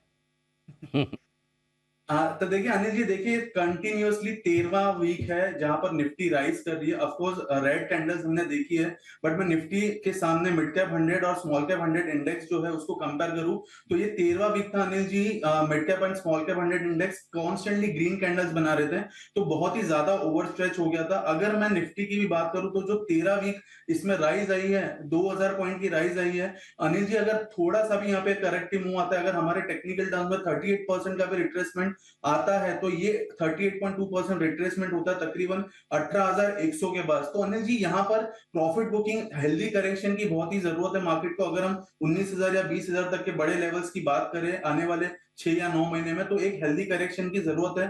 तो अगर ये आता है, इस करेक्शन को कैसे प्ले करना है, तो वो एक स्ट्रेटेजी है मेरे पास अनिल जी। जुलाई का पुट जो है, जुलाई मंथ का, यानी कि यहाँ से तकरीबन 1.25 महीने हमें मिलेंगे, तो जुलाई का 18,000 का जो पुट ऑप्शन है, 18,800 का इन द मनी है, 240 रुपए में बाय करना है एक लॉट। उसके सामने 18,200 का जो पुट ऑप्शन है वो तकरीबन 70 रुपए में मिल रहा है। इसको 2 लॉट बेचने हैं, यानी कि 140 रुपए का प्रीमियम ये हो गया, तो सिर्फ 100 रुपए का रिस्क होगा और आपका पोर्टफोलियो अगर प्रॉफिट बुकिंग यहाँ पर मार्केट में आती है तो कंप्लीटली हेज हो सकता है 100 रुपए के रिस्क पे। तो ये एक बुल पुट स्प्रेड था मेरी तरफ से for the month of July, because chances बहुत ज्यादा है कि यहाँ पर प्रॉफिट बुकिंग आ सकती है। बिकॉज पिछले 2 दिन से हम देखें, 7-8 दिन की बात करें तो सेकंड हाफ में बाइंग आती थी नीचे से, बट कल और आज हमने देखा है कि ऊपर से फिर से सेलिंग आ रही है। तो 18,650 एक ट्रिगर है, अगर वो टूटता है क्लोजिंग बेसिस पे तो ये प्रॉफिट बुकिंग की कंफर्मेशन आ जाएगी और उसके चलते ये जो बुल पुट स्प्रेड है इसमें अच्छा खासा मुनाफा हो सकता है। ओके, तो मेहुल जी कह रहे हैं कि 18,800 का एक पुट खरीदें, 18,200 के 2 पुट बेचे। जुलाई महीने में ये कार्यक्रम करना है, जून महीने का ना करें। और ये आपके लिए राय, 18,100 तक का करेक्शन का संभावना बनती है और बनेगी, तो फिर ये दोनों ही स्ट्रेटेजी में आपको फायदा होते हुए नजर आएगा। वागले साहब के लिए एक बिगुल, वागले का वंडर।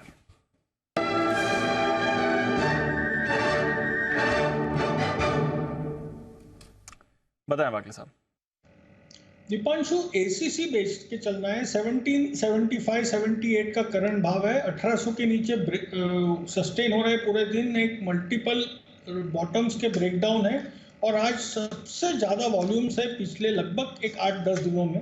तो मेरा मानना ये 1710 तक नीचे जाने के लिए तैयार है। आपका एक 30 रुपए ऊपर का स्टॉप लॉस होना चाहिए। 1800 का अगर ऊपर जाता है तो निकल जाए, स्टॉप लॉस ट्रिगर करवाए। ऑन द डाउन साइड 1710 का टारगेट आपको मंडे को मिलना चाहिए। ओके, 1710 तक आ सकता है मंडे के पहले पहले। बेचें एसीसी, ये राय आपके लिए वागले साहब की तरफ से। एसीसी में बिकवाली की राय, 1800 का स्टॉप लॉस, 1710 के टारगेट के लिए। आइए बढ़ते आगे। आईटी शेयरों में आज है तेज गिरावट और इस गिरावट की वजह बताने के लिए कुशल है हमारे साथ तैयार। कुशल बताइए। बिल्कुल सर, तो जब भी एक्सेंचर के नंबर्स आते हैं हम यही देखते हैं कि यहाँ पर भारतीय आईटी कंपनियों पर एक इम्पैक्ट आता हुआ दिखता है, फिर वो चाहे पॉजिटिव साइड पर हो चाहे नेगेटिव साइड पर। अब नेगेटिव साइड पर इम्पैक्ट इसलिए भी आ रहा है क्योंकि एक तो नंबर्स जो Q3 के इन्होंने डिक्लेयर किए हैं मई एंडिंग वाले, वहाँ पर कमजोरी है, यानी कि जो 2.5% का आय का इनका ग्रोथ आता हुआ दिखा है, अनुमान 5.5% का था। साथ ही मार्जिन्स 14.2% पर इन्होंने डिक्लेयर किए हैं, 15.3% स्ट्रीट अनुमान लगाकर चल रही थी।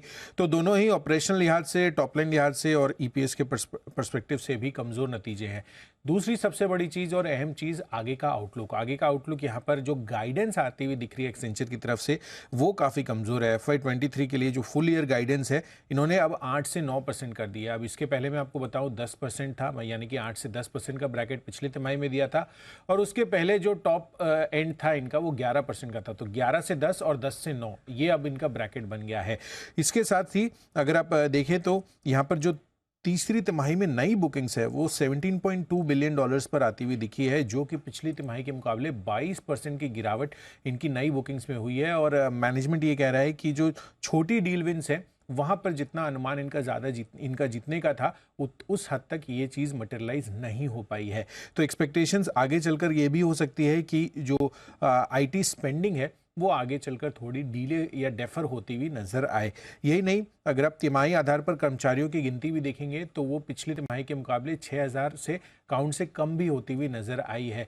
तो जाहिर सी बात है कि इनफैक्ट अभी जो आईटी कंपनियों के नंबर्स भी आते हुए दिखे थे भारतीय आईटी कंपनियों के, उनकी भी यही इशू था कि जो कर्मचारी काउंट है वो लगातार कम होता हुआ दिख रहा है, क्योंकि उनकी जो यूटिलाइजेशन है वो रिलेटिवली उतनी ज़्यादा नहीं हो पा रही है, क्योंकि प्रोजेक्ट्स कम आते हुए दिख रहे हैं। तो अब यही देखना है कि यहाँ पर आगे चलकर जो आउटलुक है वो कब बदलता है, बट फिलहाल स्थिति थोड़ी सी तो चिंताजनक है। आईटी शेयरों को लेकर चिंताजनक स्थिति, ऐसे में खरीदें, बेचें या इंतज़ार करें, ये 3 मन में आपके सवाल हो सकते हैं आईटी शेयरों को लेकर। शरद जी से जवाब लेने की कोशिश करते हैं। शरद जी, इन तीनों में से आपको क्या ठीक लगता है और किन शेयरों में ये सब करना ठीक लगता है? मुझे लगता है खरीदना चाहिए। मेरा ये मानना है कि यूएस में अगर रिसेशन आता भी है तो लार्जली टेक्निकल होगा। ऑन ग्राउंड थोड़ी नर्वसनेस ज़्यादा है, इस वजह से अभी रिएक्शन इंटरनेशनली भी दिख रहा है और उसका रब ऑफ इफेक्ट इंडिया में भी दिख रहा है। बट ऑलरेडी करेक्शन जिस टाइप की इन स्टॉक्स में आ गई है वहाँ से मुझे नहीं लगता कि बहुत ज़्यादा डाउनसाइड बचती है।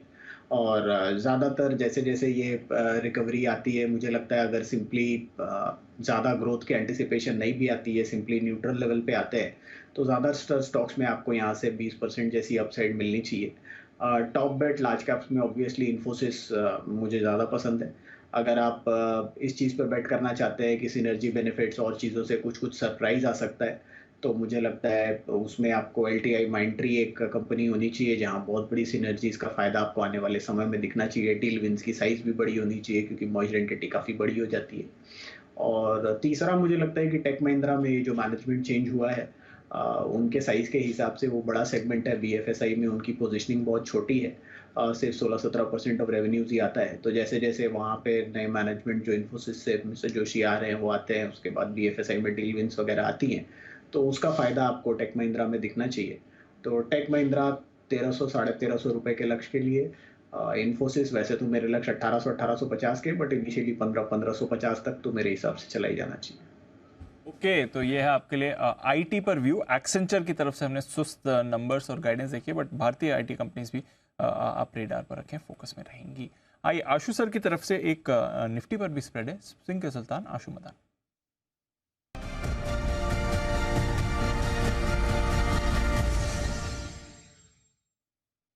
बताएं सर। दीपांशु, सारे स्टॉक्स लग तो खराब रहे हैं, लेकिन साथ में एक चीज़ भी है, चाहे मेटल्स हो या बाकी भी अगर बहुत सारे स्टॉक्स देखूं तो वो नीचे भी अब सपोर्ट लेवल्स के आसपास है। तो एक शायद अगेन प्रीएम्प्टिव बाउंस एक्सपेक्ट कर सकते हैं कि निफ्टी में आ जाए अगले 3 दिन के अंदर। तो उसके लिए जैसे हमने बैंक निफ्टी में बुल स्प्रेड बनाया है, निफ्टी में भी बुल स्प्रेड है। 18,700 की जो भी at the money call option है वो लेनी है एक, और 18,850 की यहाँ से 150 पॉइंट ऊपर की 2 बेचनी है। इसकी दीपांशु कॉस्ट थोड़ी ज़्यादा है, इसलिए मैंने बैंक निफ्टी का स्प्रेड पहले दिया और उसमें मैं ज़्यादा मतलब पॉजिटिव हूँ कि वो 10 रुपये लगा के the kind of volatility bank Nifty can offer, उसमें पैसे बनने के चांसेस ज़्यादा है और ज़्यादा बहुत अच्छी रिटर्न आ सकती है, क्योंकि इसकी कॉस्ट ज़्यादा है और 150 रुपये ऊपर ही है। 30 रुपये की कॉस्ट में ये बनता है स्प्रेड। सेफ कहाँ तक है? 19,000 तक। नीचे कोई लॉस नहीं होगा क्योंकि 30 रुपए की कॉस्ट है। तो अगर 18,700 से 19,000 तक बीच में कहीं पे भी 18 बंद हो गया तो इसमें भी पैसे बन सकते हैं, लेकिन इसमें उतना बड़ा पैसा नहीं, जैसे मैंने बोला ना, उसके तो 10 के 200 भी बन सकते हैं, ऐसा जैकपॉट लग सकता है बैंक निफ्टी में। बट निफ्टी में वो जैकपॉट वाली बात नहीं है। लेकिन अगर किसी को एक ऊपर लेना है, जैसे अगेन जो थीम पे अनिल जी बात कर रहे हैं, हम भी अपने क्लाइंट से यही बात कर रहे हैं कि 600-700 के बीच में एक सपोर्ट है, 680 के नीचे खराब भी हो सकता है, 620 तक जा सकता है, लेकिन वहां पे फिर सपोर्ट सुबह भी लिए, एक वापस रिवर्सल आया, 750 तक भी गया, फिर वापस नीचे आया। तो आप ये या तो बहुत ही स्मार्ट ट्रेडर हो, बहुत शार्प ट्रेडर हो, स्कैल्पर हो, उस तरह से जल्दी जल्दी कर लो तो बात अलग है। अगर किसी को शांति का ट्रेड करना है और पॉजिटिव व्यू है तो 700 की एक कॉल लें, 850 की 2 बेचें, कॉस्ट 30 है, 19,000 तक सेफ है। 700 की एक लेना, 850 की 2 बेचना है। 850 की 2 बेचना है सर? हाँ जी अनिल जी, अच्छा बिल्कुल अनिल जी, बिल्कुल अनिल जी, बेचना तो बहुत जरूरी है। हाँ हाँ बिल्कुल है ही है, 100% है, कुछ होना तो कोई सवाल ही नहीं है। जरा कुणाल जी से मेरे को एक सवाल पूछना है। कुणाल जी का, हाँ कुणाल जी बहुत देर से बोले नहीं है। कुणाल जी, जैसा अभी आशु जी ने कहा, जब ये स्ट्रेटजी दी तो उन्होंने बोला सारे शेयर खराब लग रहे हैं। तो आपका जो आशु जी के साथ इतना नज़दीक का दिल का रिश्ता है, उसके अपने रिश्ते में पुरानी वो क्या बोलते हैं धूल को साफ करके मुझे बताइए कि क्या आशु जी को सारे शेयर अच्छे कब लगे थे? क्या 7,500 की निफ्टी पर सारे शेयर अच्छे लगे थे या 18,887 की निफ्टी पर? मतलब कभी तो सारे अच्छे भी लगेंगे ना, आज सारे खराब लग रहे हैं। जी कुणाल जी। जी देखिए, बिल्कुल आप सही फरमा रहे हैं अनिल जी। जंगल में अनिल जी एक ही शेर होता है और हमारे आशु जी को सारे शेर खराब लग रहे हैं अनिल जी। लेकिन अनिल जी असल में बात यह है कि आशु जी आजकल घूमते फिरते ज्यादा हैं। एक बार आशु जी अनिल जी यहाँ पर कुछ समय बिताए अनिल जी, तो मैं कोशिश करूंगा उनको समझाने की कि कुछ शेर अनिल जी जंगल में रहने दें। जंगल बिना वैसे भी शेर विलुप्त हो रहे हैं अनिल जी। सवाल ही पैदा नहीं, सवाल ही पैदा नहीं होता, सवाल ही पैदा नहीं। आशु जी आप घूमते फिरते रहे, एक जगह तो बिल्कुल भी ना बैठे, और स्पेशली नई दिल्ली नोएडा में तो कुणाल जी के साथ भी यहाँ पे खाली 2 बार डेट के दिन साथ में बैठे, सुमित जी शॉर्ट कॉल देना शुरू हो गया। इनका शॉर्ट कॉल सुमित जी क्या आने लगे इनके साथ साथ बैठ के। कुणाल जी अगर कुछ दिन बैठ गए तो क्या होगा सोचो। वैसे भाई तो इंटरेस्टिंग चीज है जी। आशु जी बोल सब खराब रहे, दे रहे सारे भाई को। ये हाँ, निफ्टी पे भी कॉल ऑप्शन दिए हैं, बैंक निफ्टी से भी कॉल ऑप्शन दिए हैं, स्टॉक्स में भी, हाँ स्टॉक्स में नहीं दिए। तो चलो ये है आपके लिए आशु जी की तरफ से राय। 18,700 का कॉल ऑप्शन खरीदने की, एक ऑप्शन खरीदिए और 18,700 के 2 कॉल ऑप्शन बेचिए, ये आपके लिए राय जी। ओके, तो ये है आशु सर की तरफ से आपके लिए इस समय राय आती हुई दिख रही है। आइए अदानी ग्रुप पर फोकस है आज। अदानी ग्रुप के शेयर्स काफ़ी टूट रहे हैं, कुछ नए डेवलपमेंट्स भी हुए हैं यहाँ पर। आइए जानते हैं एक बार आशीष के साथ। आशीष बताइए क्या चल रहा है, आज की गिरावट की वजह क्या है? दीपांशु, ब्लूमबर्ग और रॉयटर्स पे एक खबर आई है कि अमेरिकी अटॉर्नी ऑफिस ने जो यूएस में स्थित इंस्टीट्यूशनल इन्वेस्टर्स हैं जिनकी बड़ी होल्डिंग्स है पूरे अदानी समूह पर, यहाँ पर इन्होंने जानकारी मांगी है। जानकारी दरअसल ये मांगी है कि जो अदानी ग्रुप है इसने बड़े इंस्टीट्यूशनल इन्वेस्टर्स के साथ क्या जानकारी साझा की है, इस चीज़ की जानकारी मांगी है। और रिपोर्ट में ये भी लिखा है कि अगर आप देखें तो सिमिलर लाइंस पे जो है जांच कर रहा है, इन्वेस्टिगेशन कर रहा है, और साथ में अगर आप देखें तो रिपोर्ट्स मांगी है, डॉक्यूमेंट्स मांगे हैं। SEC ने, जो कि वहाँ का जो है सिक्योरिटी मार्केट रेगुलेटर है, इन्होंने भी मांगे हैं। हालांकि जो आर्टिकल है इसमें ये भी लिखा हुआ है कि जो यूएस की अथॉरिटीज़ हैं अगर ये किसी भी चीज़ की जानकारी मांगते हैं तो उसका ज़रूरी मतलब ये नहीं है कि क्रिमिनल या फिर सिविल प्रोसीडिंग्स इसमें आगे बढ़ाई जाएंगी। जानकारी मांगी है और इसी की पैनिक के चलते अगर आप देखें तो हमने देखा कि आज एक ही दिन की बड़ी गिरावट में पूरे अदानी समूह का मार्केट कैप अगर आप देखें तो करीब करीब 50,000 करोड़ साफ हो गया। तो कुछ इन्वेस्टिगेशन की आप कह रहे हैं बात यहाँ पर निकल कर आ रही है। जानकारी मांगी है उन्होंने, डॉक्यूमेंट्स मांगे हैं, तो डॉक्यूमेंट्स मांगने के पैनिक के चलते हमने देखा कि बड़ी गिरावट आ गई। ओके, तो अभी डॉक्यूमेंट मांगे, देखते हैं यहाँ पर डेवलपमेंट क्या होगा। बट अदानी ग्रुप पर भी आपको रखनी है नज़र। आज ऑफ कोर्स स्टॉक्स में काफ़ी भारी गिरावट आपको आती हुई दिख रही है, सारे ही स्टॉक्स आज वीक होते हुए दिख रहे हैं। शुक्रिया आशीष ये डिटेल्स हमारे साथ शेयर करने के लिए। लेकिन दीप, अभी अभी अदानी ग्रुप की तरफ से स्टेटमेंट आने की खबर आ रही है, जरा कुछ स्टेटमेंट भी आ रहे हैं, तो मैं एक बार जरा स्टेटमेंट पूरी डिटेल में आ जाए तो आपके सामने रखता हूँ। कुछ स्टेटमेंट आने की तैयारी इसी मैटर को लेकर आते हुए दिख रहे। शायद कुछ न कुछ वो स्टेटमेंट जारी करें, तो थोड़ी देर में साथ में पढ़ चुके हैं आप, जी बताएं सर। इसमें जानकारी में इन्होंने स्टेटमेंट में ये लिखा है कि अपने कॉर्पोरेट गवर्नेंस और फ्रेमवर्क का पूरी तरीके से पालन करते हैं और इन्हें इस चीज़ की कोई भी जानकारी नहीं है कि वहाँ पर यूएस के जो अथॉरिटी है, यूएस के जो अटॉर्नी है, साथ में अगर आप देखें तो SEC है, इन्होंने निवेशकों से कोई भी जानकारी मांगी है, इस चीज़ की जानकारी इनके पास नहीं है। हालांकि कॉर्पोरेट गवर्नेंस का पूरी तरीके से पालन करते हैं, इस चीज़ का इन्होंने एक क्लैरिफिकेशन दिया है।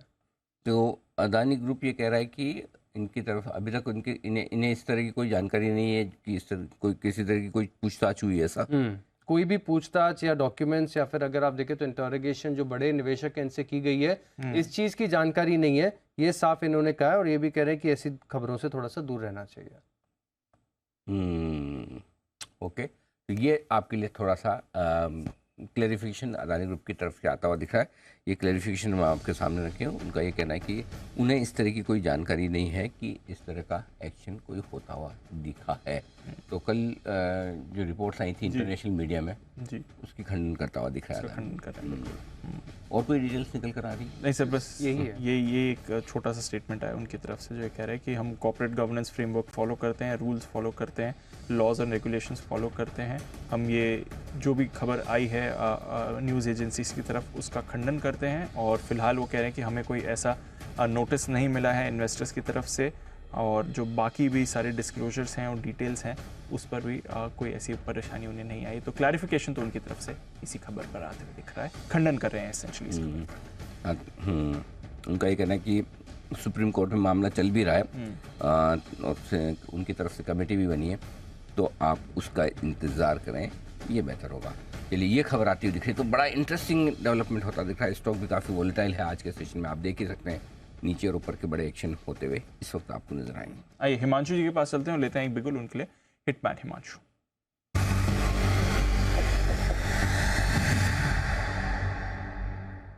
बताएं सर।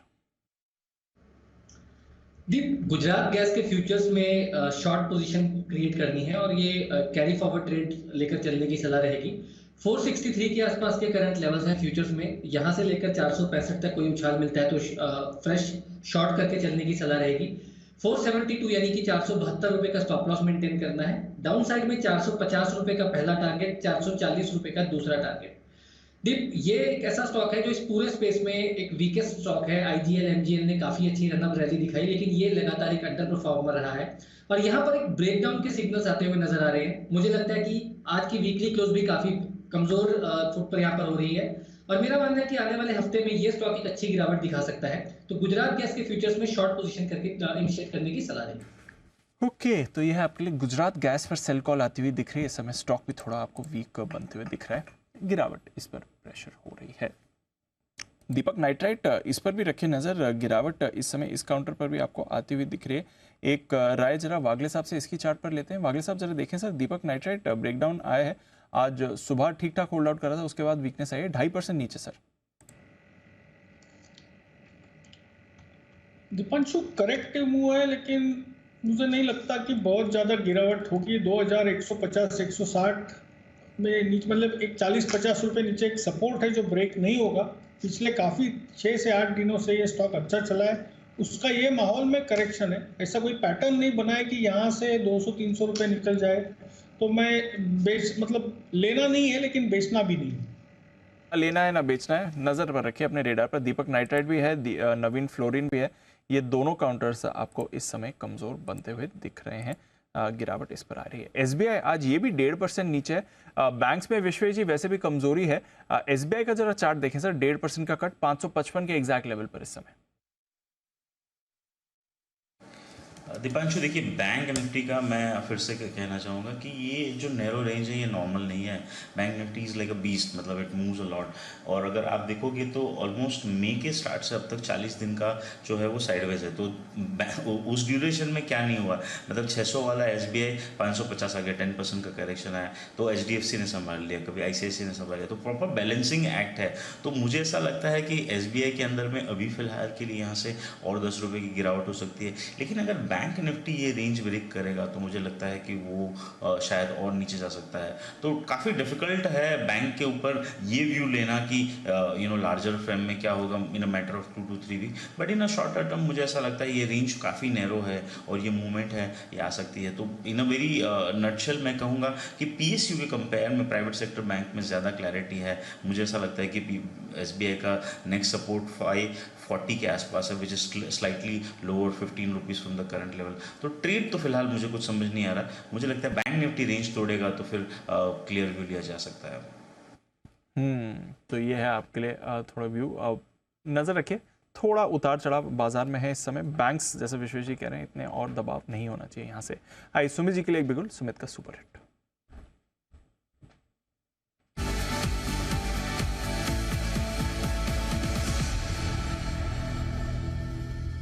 बताएं Sumit ji. Deepanshu, cell call radar पे आया है। स्टॉक का अभी फ्यूचर्स में भाव चल रहा है 156.50, 156.50।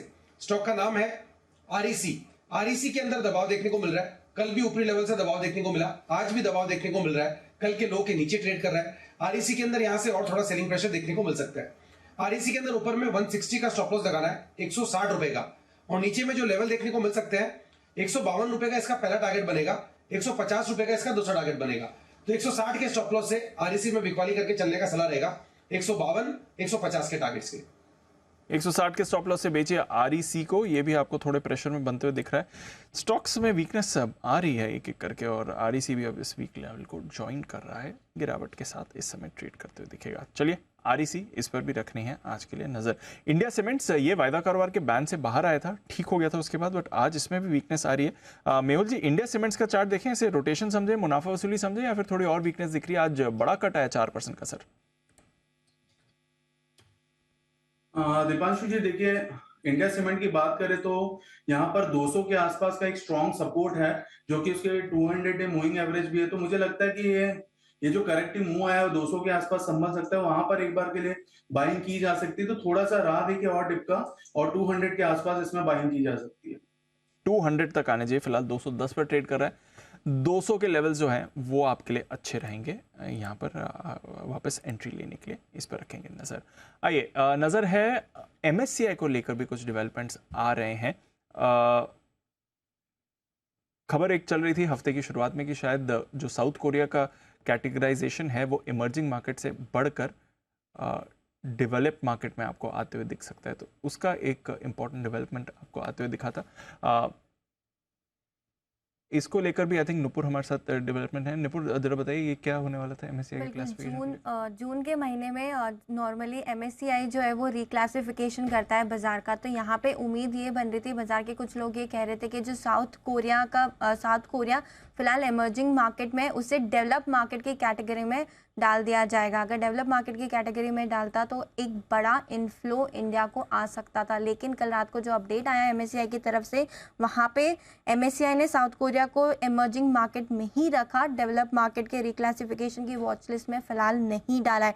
MSCI का कहना है कि जो साउथ कोरिया में पॉलिसी रिफॉर्म्स चल रहे हैं उसका इम्प्लीमेंटेशन को अभी थोड़ा टाइम लगेगा, उस पर MSCI की नज़र रहेगी। अगर ये साल के अंत तक हो जाता है, जो पॉलिसी रिफॉर्म साउथ कोरिया में हो रहे हैं वो साल के अंत तक अगर ख़त्म हो जाएंगे, पूरे हो जाएंगे, उसके बाद शेयर होल्डर से वो लोग एक बार चर्चा करेंगे।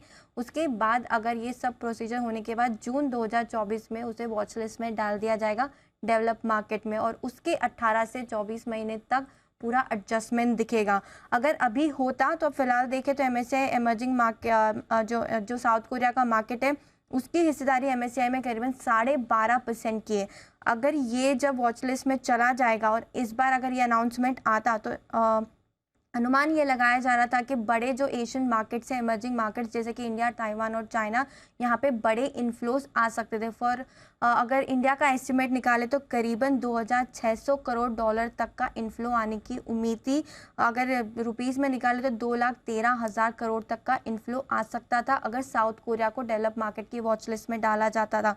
अगर इस $2600 में से करीबन एक्टिव फंड में 2000 करोड़ और पैसिव फंड में बचा हुआ 500 करोड़ डॉलर आने की उम्मीद थी। फिलहाल नहीं डाला गया, इमर्जिंग मार्केट की कैटेगरी में ही रखा गया है। अगर साल के अंत तक सारे पॉलिसी रिफॉर्म्स इम्प्लीमेंट हो जाते हैं साउथ कोरिया में, तो अगले साल जब जून में रिव्यू करेगा MSCI तो उसे वॉच लिस्ट में डालेगा और उससे 18 से 24 महीने में डेवलप मार्केट की कैटेगरी में चला जाएगा। उसके चलते एक बड़े इन्फ्लोज इंडिया में आ सकते हैं। तब आएंगे इन्फ्लोज जब ये अलग कैटेगरी में जाएगा और इसके जो इमर्जिंग मार्केट फ्लोज हैं वो इंडिया में आ जाएंगे। पर इस बार इसको मूव नहीं करा, इस बार नहीं करा। उम्मीद थी पूरी की पूरी, एक बाजार का पूरा एक सेगमेंट था जो ये मान के चल रहा था कि हो जाएगा, लेकिन पॉलिसी रिफॉर्म्स इम्प्लीमेंट नहीं हुए तो अभी इस साल तो नहीं किया, तो अभी वक्त लगेगा इसके लिए। ओके, चलिए, तो संभावित इन्फ्लोज जो आ सकते थे भारत में वो अब नहीं आएंगे इस बदलाव को लेकर, या ये बदलाव जो नहीं हुआ उसकी वजह से। ठीक है, शुक्रिया नुपुर ये डिटेल्स देने के लिए। नुपुर से एक और चीज़ पर बात करनी, थोड़ी देर में उस पर भी करेंगे फोकस। बट आज एक बड़ा ही मूव, बड़ा ब्रेकआउट ICICI सिक्योरिटीज़ में आया। मैं थोड़ी देर पहले इस चार्ट को देख भी रहा था, एक बार सुमित जी से इस पर राय लेनी थी। सुमित जी, एक बार ICICI सिक्योरिटीज़ देखें सर, बड़ी मूव इस पर आ रही है। हाँ दिवांशु, इसके अंदर मूव तो देखने को मिल रहा है कि स्टॉक के अंदर पोजीशंस एक बार होल्ड करके चल सकते हैं, बट फ्रेश खरीदारी एक बार अवॉइड करना सही रहेगा क्योंकि स्टॉक में ऑलरेडी मूव देखने को मिल चुका है। आज का मूव भी करीब 40-45 रुपए का है। स्टॉक के अंदर ऊपर में 570-575 ये इमीडिएट टारगेट बनेंगे और 575 का लेवल अगर टूटता है तो फिर स्टॉक में एक बढ़िया मूव ऊपर की तरफ बनेगा। उसके बाद 80 से 100 रुपए का मूव ऊपर की तरफ देखने को मिल सकता है। जिन्होंने ले रखा है वो लोग होल्ड करें। 550 या 548 ये ट्रेलिंग स्टॉप लॉस लगाना है। ऊपर में 575 का पहला टारगेट होगा, 600 रुपए का दूसरा टारगेट होगा। ओके, तो ये है ICICI सिक्योरिटीज जहां पर एक्शन भरपूर तेजी का 7% की बड़ी तेजी आज देखने को मिल रही है, जब बाकी सारे मिड कैप शेयर बड़े एक्शन में हैं नीचे की तरफ। ये अलग ही ऊपर अपनी चाल चल रहा है। चलिए बढ़िया है। और एक और स्टॉक की चाल बताने के लिए तैयार है वागले साहब, बिगुल वागले का वंडर।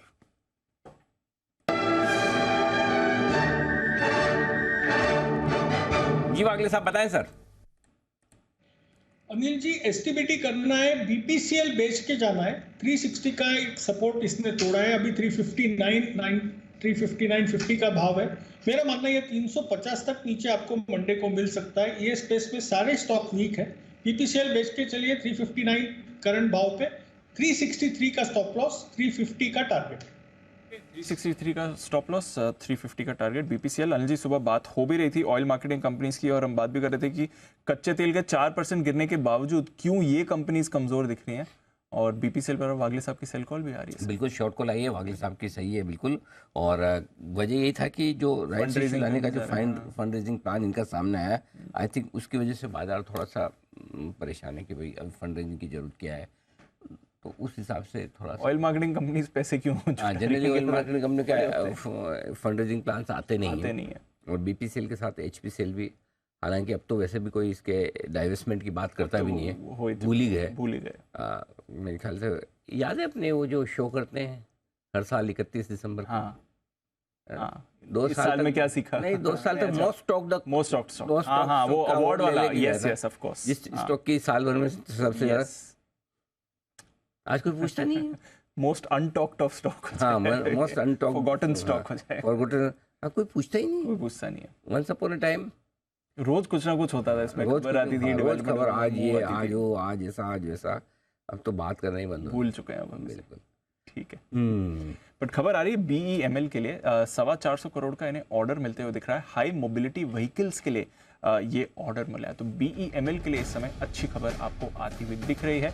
हाई मोबिलिटी व्हीकल्स के लिए इन्हें रक्षा मंत्रालय से 425 करोड़ रुपए का ऑर्डर मिला है। BEML, इस पर रखिए नजर। डिफेंस सेक्टर का स्टॉक है, बड़ी कंपनी है उस क्षेत्र में, और अच्छा ऑर्डर इन्हें अभी अभी मिला है, तो इस पर भी फोकस रहेगा। आइए विश्वेश जी एक कॉल देने बिल्कुल उनके लिए। विश्वेश के विशेष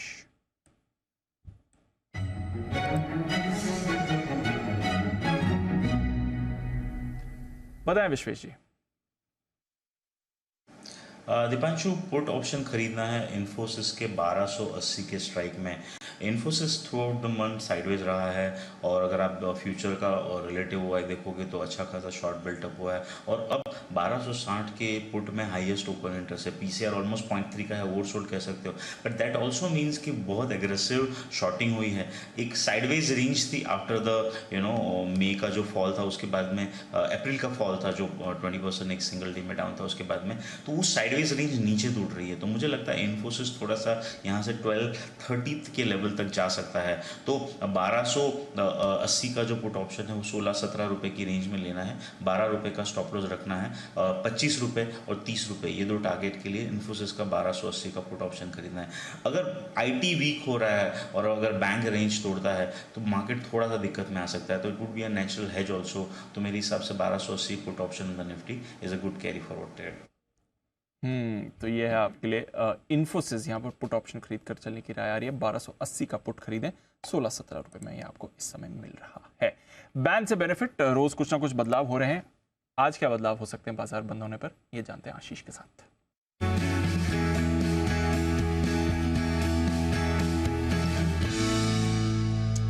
आशीष, कितने स्टॉक्स हैं?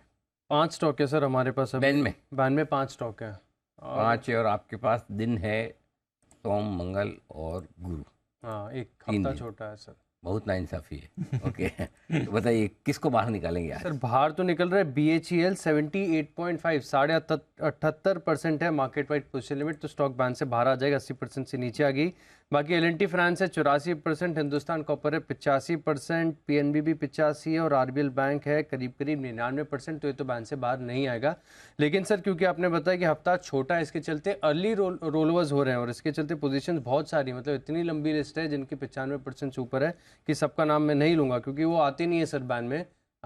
तो हिंदुस्तान एरोनॉटिक्स और डेल्टा कॉप, ये दो स्टॉक ऐसे हैं जो रडार पर रख सकते हैं।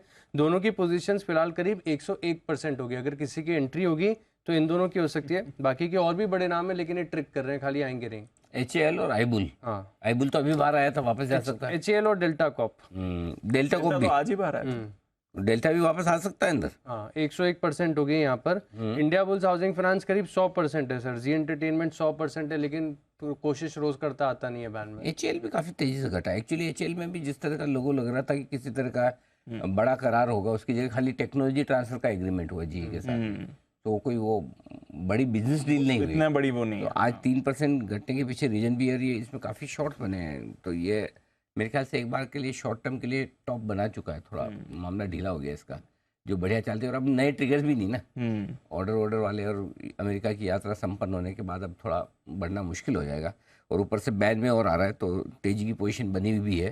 तो एक बार जरा आशु जी से भी राय ली जाए। आशु जी, ये तेजी वाले स्टॉक्स जो जरा बैन में आ रहे हैं, इन पर क्या व्यू है अब से लेकर एक्सपायरी तक?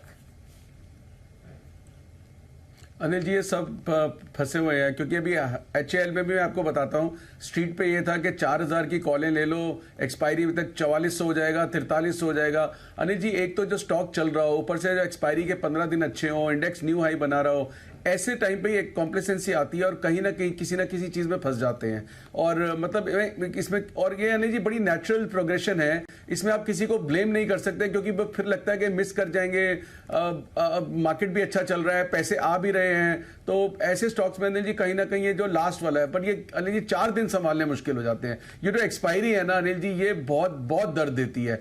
तो मैं जैसे मैं भी एग्जांपल दे रहा था कि कोई भी स्टॉक मतलब औने पौने दाम पे बिक जाएगा, कुछ भी निकल जाएगा। तो ये जो इस वक्त जिस जंक्चर पे ये बैन में जा रहे हैं और नीचे की मूवमेंट पे जा रहे हैं, प्राइस रिडक्शन के साथ जा रहे हैं, तो अनिल जी ये गुड साइन तो नहीं है। तो नेक्स्ट 3 दिन भारी है अनिल जी स्टॉक्स के लिए। ओके, तो ये है आपके लिए अच्छा संकेत नहीं है एक्सपायरी में, और सही भी कह रहे हैं आशु जी, एक्सपायरी बहुत दर्द देती है।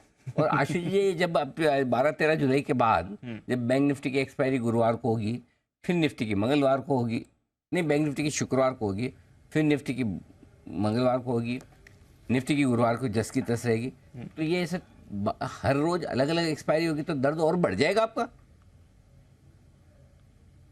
नहीं अनिल जी देखिए, ये दर्द नहीं, ये तो अपॉर्चुनिटी है, ऑनेस्टली बता रहा हूं। क्योंकि आपके पास एक क्लाइंट के पास मार्जिन है अनिल जी, वो थर्सडे को यूज करेगा, फ्राइडे को भी करेगा।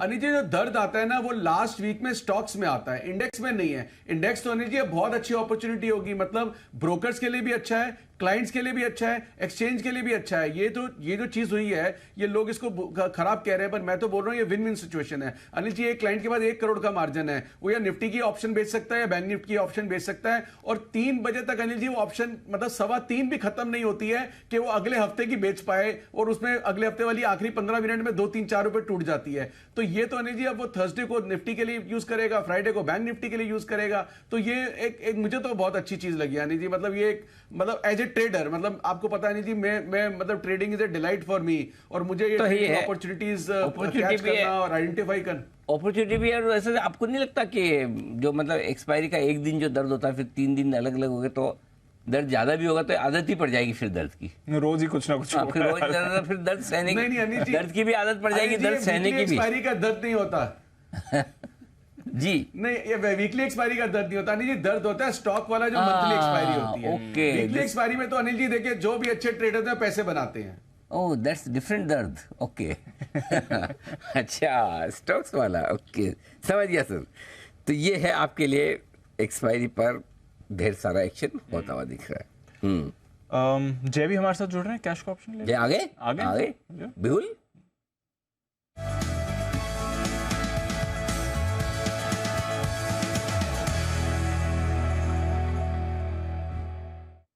जय बताइए। Good afternoon to Anil ji and good afternoon to you Deep. Anil ji, एक बाउंस अच्छा खासा आया मार्केट में, जो हम एक्सपेक्ट कर रहे थे वही हिसाब से बाउंस तो एक देखने मिला हमें। बट अब अनिल जी जो फिर से लोअर लेवल्स पर आया है, तो मुझे ऐसा लग रहा है कि फिर से एक अपॉर्चुनिटी हमें देखने मिल रही है मार्केट में। और यहाँ पे 18,700 के स्ट्राइक का कॉल ऑप्शन निफ्टी का जो भी ट्रेड कर रहा है 82 पर अनिल जी, इसको 82 पर खरीदे। 18,700 के स्ट्राइक का कॉल ऑप्शन निफ्टी का। एंड स्टॉप लॉस जो अनिल जी लगाना होगा इस पर, दैट वुड बी एट 48। सो 82 पर खरीदे, 48 का स्टॉप लॉस रहेगा। टारगेट ऊपर में बनता है अनिल जी, पहला टारगेट इज़ 132 132 का, एंड दूसरा टारगेट है 160 का।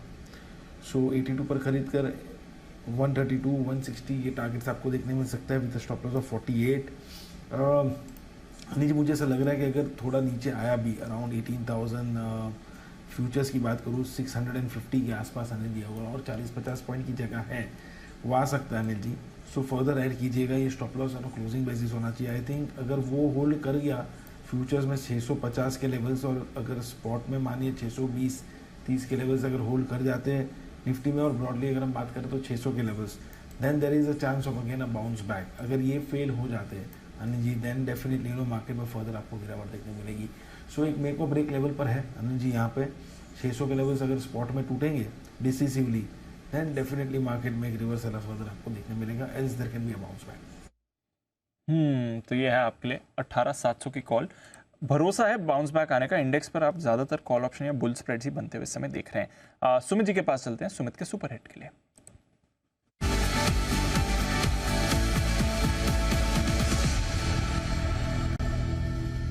सुमित जी बताएं सर। दिवांशु, सेल साइड का स्टॉक है। स्टॉक का अभी भाव चल रहा है 2780 2770 2780। स्टॉक का नाम है हीरो मोटोकॉर्प। हीरो मोटो के अंदर सेलिंग प्रेशर देखने को मिल रहा है। लास्ट दो दिनों के लो ब्रेक हो गए हैं। स्टॉक के अंदर मेरे को लग रहा है कि यहां से एक करेक्शन, एक प्रॉफिट बुकिंग देखने को मिलेगा, क्योंकि स्टॉक ने पिछले 3 से 4 महीनों के अंदर एक अच्छा अपमूव ऊपर की तरफ दिखाया है। हीरो मोटोकॉर्प में छोटा सा करेक्शन आ सकता है, जिसमें 2700 रुपए से लेके 2680 रुपए तक के लेवल शॉर्ट टर्म में ट्रेडिंग के लिहाज से देखने को मिल सकते हैं। स्टॉक का जो ऊपर में रेजिस्टेंस है 2830 2840 का है, तो 2830 का स्टॉप लॉस लगा के हीरो मोटोकॉर्प में बिकवाली करके चलने का सलाह रहेगा 2700 2680 के टारगेट्स के लिए। 2680 के टारगेट के लिए हीरो मोटो को बेचें, सुमित जी कह रहा है। विश्वेश जी के लिए बिगुल, विश्वेश के विशेष।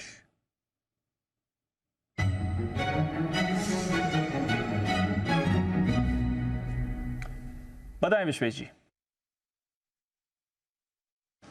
मैंने थोड़ी देर पहले न्यूट्रल स्ट्रैटेजी शेयर की थी, शॉर्ट लॉन्ग स्ट्रेडल, तो मैं कहीं ना कहीं मूव एक्सपेक्ट कर रहा हूँ। मुझे लगता है ये रेंज टूटेगी, तो अब मैं एक ट्रेड शेयर करना चाहता हूँ बैंक निफ्टी पे। ये उनके लिए है जो डायरेक्शनल व्यू लेना चाहते हैं, तो जो डायरेक्शनल व्यू नहीं लेना चाहते उनके लिए लॉन्ग स्ट्रेडल होगी। जो लेना चाहते हैं उनके लिए बैंक निफ्टी का 43,500 का पुट ऑप्शन खरीदने की राय है। 160 के आसपास मिल रहा है। 60 रुपीज़ का स्टॉप लॉस रखना होगा, मतलब 100 रुपये का स्टॉप लॉस रखना होगा, और इसमें ऊपर में 240, 350 और 450 तक के लेवल हो गए।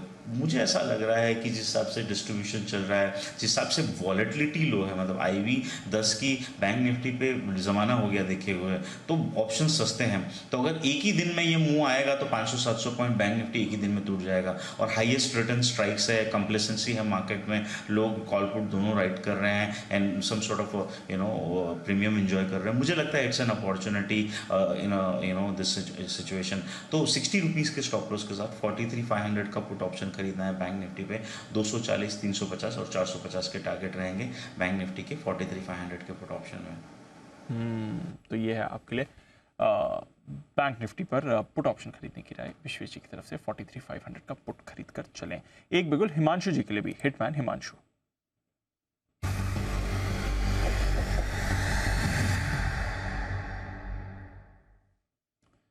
बताएं सर। दीप, फेडरल बैंक में एक ब्रेकडाउन आता हुआ नजर आ रहा है। काफी समय से अंडर परफॉर्मेंस थी और वीकली क्लोज एक सपोर्ट के नीचे ये स्टॉक दे रहा है, तो मुझे लगता है यहाँ पर जो वीकनेस है वो एक्सटेंड हो सकती है। तो एक एक्सपायरी के लिहाज से एक ऑप्शन ट्रेड लेंगे। 122 रुपए का एट द मनी स्ट्राइक का पुट ऑप्शन खरीदेंगे। 1 रुपये 25 पैसे का आसपास ट्रेड कर रहा है। यहाँ पर स्टॉप लॉस मेंटेन करेंगे 65 पैसे का, और टारगेट रहेगा 2 रुपये 50 पैसे का और 3 रुपये का।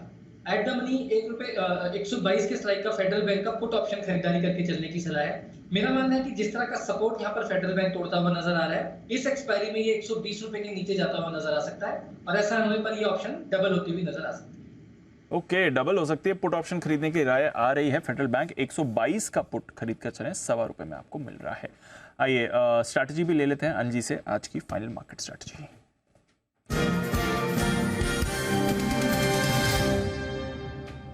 100 पॉइंट की गिरावट है अनिल जी, होल्ड कर रहे हैं। 100 पॉइंट नीचे डाउ फ्यूचर्स, 100 पॉइंट नीचे नैस्डैक फ्यूचर्स, 20 पॉइंट नीचे S&P फ्यूचर्स जो करीब 0.5% नीचे है इस समय। यूरोप भी 1/4 से 0.5% नीचे आपको दिख रहा है। कच्चा तेल थोड़ा गिरावट के साथ ट्रेड कर रहा है, 1.5% नीचे। रुपया आज 9 पैसे कमज़ोर हुआ है। वीकेंड है अनिल जी, कुछ ज़्यादा बड़े ट्रिगर्स एक्सपेक्टेड नहीं है, बताएं क्या करके जाएं। नया तो कुछ करने की जरूरत नहीं है। डे लो पर आप बंद हो रहे हैं और ये हफ्ता हल्का फुल्का करेक्शन दे भी दिया है। अमेरिकी बाजार भी 4 दिनों से कमज़ोरी हैं, तो हो सकता है 5वें दिन हो कमज़ोर या रिकवर हो, कहना मुश्किल है। मंडे आकर नया ट्रेड लिया जाए, क्योंकि इन लेवल पर शॉर्ट करना भी थोड़ा रिस्की है। Yes sir. उछाल दिन के दौरान दे ही रहा है, तो सोमवार को भी दे देगा। सुबह सुबह तो वहाँ बेच दीजिए, सुबह नीचे खुलकर वापस उछाल दे तो बेच दीजिए, क्योंकि अब आप यहाँ से सोमवार को अगर नीचे जाएंगे तो सपोर्ट रेंज में घुसते हुए दिखेंगे, जो कि 18,550 से 18,600 की रेंज का बनता है। ऊपर में 18,750 से 18,800 रुकावट की रेंज है, तो फ्रेश ट्रेड उसके बाद ही लें। लॉन्ग पोजीशन है तो जिस तरह की क्लोजिंग हो रही है उसको देखते हुए एक 18,500 या 18,500 का पुट ऑप्शन आपको खरीद कर जरूर हेज करना चाहिए। आज हेजिंग के लिहाज से एक पुट ऑप्शन ले ही लेना चाहिए आपको। बैंक निफ्टी का जहाँ तक सवाल है, 43,600 क्लोजिंग बेसिस पे होल्ड करने की कोशिश कर रहा है, जो कि आखिरी उम्मीद है। अभी भी क्लोजिंग बेसिस पे वो आखिरी लेवल नहीं तोड़ा है। अब यहाँ से रिकवर होगा गिरेगा कहना मुश्किल है, तो बेहतर ही है 43,400 का एक पुट ऑप्शन खरीद कर आप बैंक निफ्टी की अगर लॉन्ग पोजीशन है तो उसे हेज करें। शॉर्ट पोजीशन में तो इतनी रिस्क नहीं है, फिर भी किसी को करना ही हेज तो 16,800 का कॉल ऑप्शन, 43,800 या 43,900 का पुट कॉल ऑप्शन खरीद कर आप हेज करें शॉर्ट को, वैसे ज़रूरत नहीं है। सो मेरे ख्याल से नई पोजीशन बनाने के लिए इंतज़ार कर ले सोमवार का। वीकेंड पर ये लेवल्स ऐसे हैं जहाँ पर पोजीशन बनाना रिस्क रिवॉर्ड रेशियो आपके लिए फेवरेबल नहीं है। आइए बिगुल कुणाल जी राकेश जी के लिए चार्ट कॉर्नर का।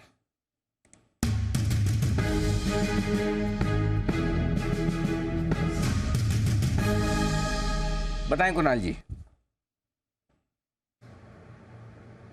अनिल जी देखिए, सोमवार को मैंने और राकेश जी ने पीटीसी इंडिया पर खरीदारी की राय दी थी। उसके बाद जबरदस्त तेजी सोमवार मंगलवार दोनों दिन हमने देखी, 120 रुपए तक स्टॉक गया और अब आज शुक्रवार को वापस से इसमें तेजी बनते दिख रही है। तो पीटीसी पर खरीदारी की राय है, यहाँ 115 के स्टॉप लॉस से बाय करें।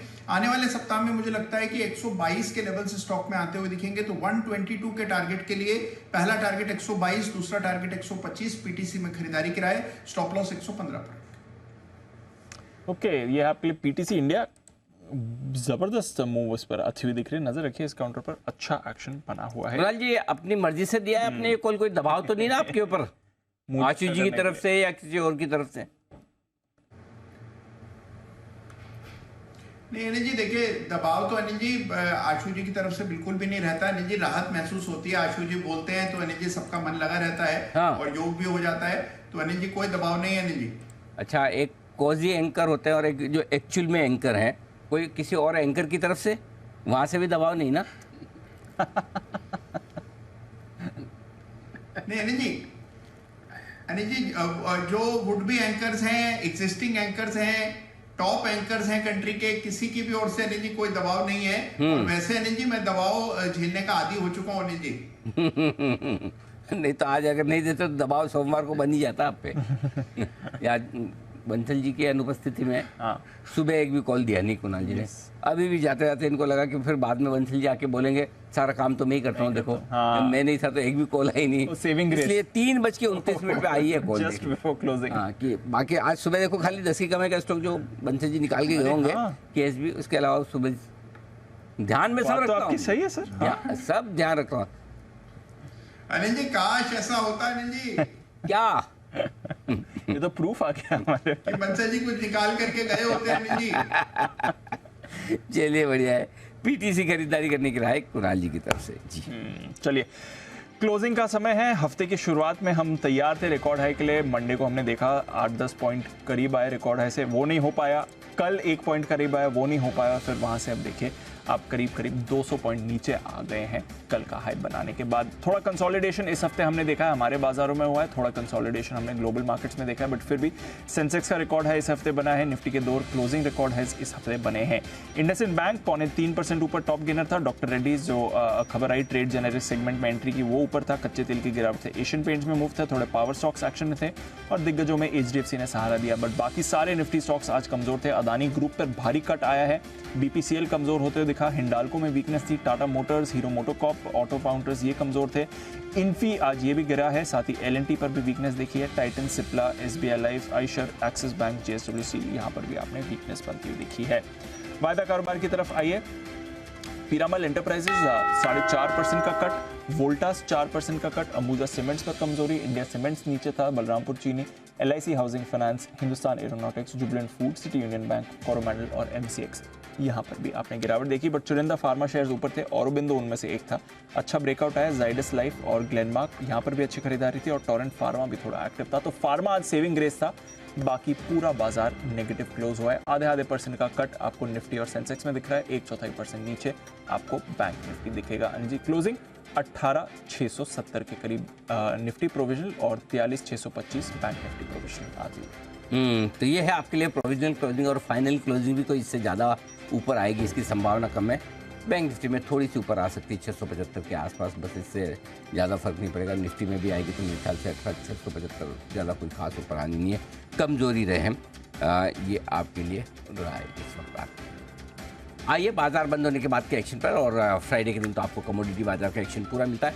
मई के महीने में जब चांदी की कीमतों ने बड़ी छलांग लगाई थी और भाव 78,000 रुपये के ऊपर चला गया था, तो 1 लाख रुपए तक के जारी की चर्चाएं तेज हो गई थी, लेकिन वहां से ऐसा ही यूटर्न हुआ कि भाव 10,000 रुपये ऊपर से गिर गए। तो चांदी की तेजी क्या महज कुछ दिनों के लिए थी, या फिर 2 कदम पीछे 4 कदम आगे बड़ी छलांग? क्या होगा चांदी में, इस पर हमारा विशेष शो देखिएगा जरूर। 4 दिन की चांदनी नहीं, 4 दिन की चांदी, यहाँ शाम 4:30 बजे 4 दिन की चांदी, ये हमारा विशेष शो आप जरूर देखिएगा। इसके बाद प्राइवेट नौकरी के लिए रिश्वत, क्योंकि नहीं कुछ ऐसा ही मामला देश की प्रतिष्ठित आईटी कंपनी टीसीएस से उजागर हुआ है। फिलहाल तो टीसीएस ने इस घपले में शामिल 4 कर्मचारियों को निकाल दिया, लेकिन इसने स्टाफिंग और प्लेसमेंट फर्मों की कार्यशैली को भी संदेह में लाकर खड़ा किया। आज शाम 6 बजे हम इसी पर करेंगे चर्चा कि ये अपने आप में इकलौता मामला है या फिर आम प्रैक्टिस है। नियुक्ति को लेकर स्टाफिंग फर्मों की भूमिका पर भी करेंगे बातचीत, और साथ ही ये जानेंगे कि अगर निजी सेक्टर्स में भी, प्राइवेट सेक्टर में भी नौकरी के लिए अगर रिश्वत चलने लगे तो इसके परिणाम कितने घातक होंगे। हमारा साथ देंगे इस चर्चा में Rajneesh Singh, managing partner Simply HR, Vikram Shroff, head HR laws Nishith Desai Associates के, और Harpreet Singh Saluja, founder president NITES यानी कि Nascent Information Technology Employ Senate के। इन सबसे करेंगे शाम 6 बजे मुलाकात। प्राइवेट जॉब भर्ती में फ्रॉड। आज जानेंगे कि बाजार की उथल पुथल में आपकी क्या हो निवेश की स्ट्रेटेजी, और कहां ढूंढे खरीदारी के मौके, और कौन से होंगे मुनाफेदार फंड। शाम 6:30 बजे देखिएगा अनिश्चित बाजार मौके हजार। पंकज मठपाल होंगे हमारे साथ, ऑप्टिमा मनी से विवेक बजाज को फाउंडर स्टॉकेज के, इन दोनों से करेंगे हम मुलाकात। प्रधानमंत्री बाइडेन ने प्रधानमंत्री मोदी को राष्ट्रपति बाइडेन ने प्रधानमंत्री मोदी को शानदार डिनर का आयोजन करवाया। इस डिनर में दिलचस्प ये था कि मिलेट से बने व्यंजनों की थी भरमार। फर्स्ट कोर्स से लेकर मेन कोर्स तक मिलेट्स की कई चीज़ें थी। मोदी जी भी मिलेट्स को हेल्दी फूड के रूप में प्रमोट कर रहे हैं। ऐसे में मिलेट्स में ऐसा क्या खास है जो इसे इतना लोकप्रिय बना रहा है? इंडिया 360 डिग्री में हमारी कवर स्टोरी यही होगी। ग्लोबल थाली मिलेट्स वाली। मिलेट्स मतलब मोटा अनाज, ज्वार, बाजरा काइंड ऑफ। इसके अलावा आयकर विभाग ने 10 पॉपुलर यूट्यूबर्स के घरों और दफ्तरों पर छापेमारी की है। सभी पर टैक्स चोरी का आरोप लगाया है, और सब आयकर विभाग के मुताबिक ये सभी यूट्यूबर सालाना 1 से 2 करोड़ रुपए तक कमाते हैं, और इसके अलावा विज्ञापन से भी इनकी कमाई होती है, लेकिन ये इस हिसाब से टैक्स ही नहीं देते। तो इंडिया 360 डिग्री में इसी पर पूरा मामला हम आपको बताएंगे कि सोशल मीडिया से कमाई करने वालों को टैक्स भरने में दिक्कत क्या है, और क्या क्या सावधानी रखने की जरूरत है। यूट्यूब से कमाई, टैक्स क्यों नहीं भरा भाई? ये हमारी आज की दूसरी कवर स्टोरी, मिस मत कीजिएगा।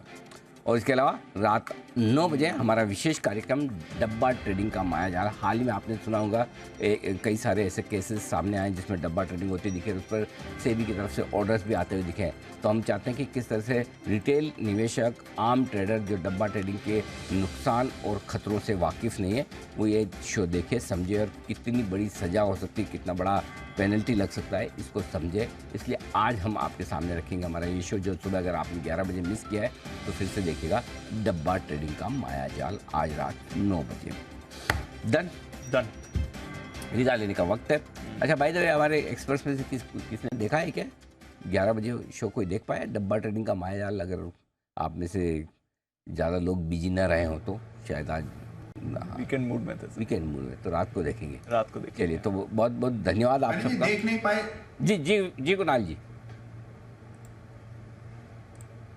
अनिल जी देख नहीं पाए, लेकिन रात को देखूंगा जरूर अनिल जी। बहुत ही बढ़िया, धन्यवाद कुणाल जी। तो कुणाल जी, विश्वेश जी, हिमांशु जी और सुमित जी का बहुत बहुत धन्यवाद। मेहुल कोठारी साहब, आशु जी, जय ठक्कर साहब और वागले साहब का भी धन्यवाद आज हमारा साथ देने के लिए। 105 पॉइंट नीचे 18,665 निफ्टी की क्लोजिंग, सेंसेक्स 260 पॉइंट नीचे 63,000 से थोड़ा सा नीचे और निफ्टी बैंक 101 पॉइंट नीचे 43,622 पर बंद होता हुआ। डाउ फ्यूचर्स 90 अंक नीचे, नैस्डैक फ्यूचर्स 100 अंक नीचे और बाकी मिड कैप और स्मॉल कैप शेयरों में भी आज रहा गिरावट का माहौल। विदा लेने का वक्त मुझे और दीप को इजाज़त दीजिए।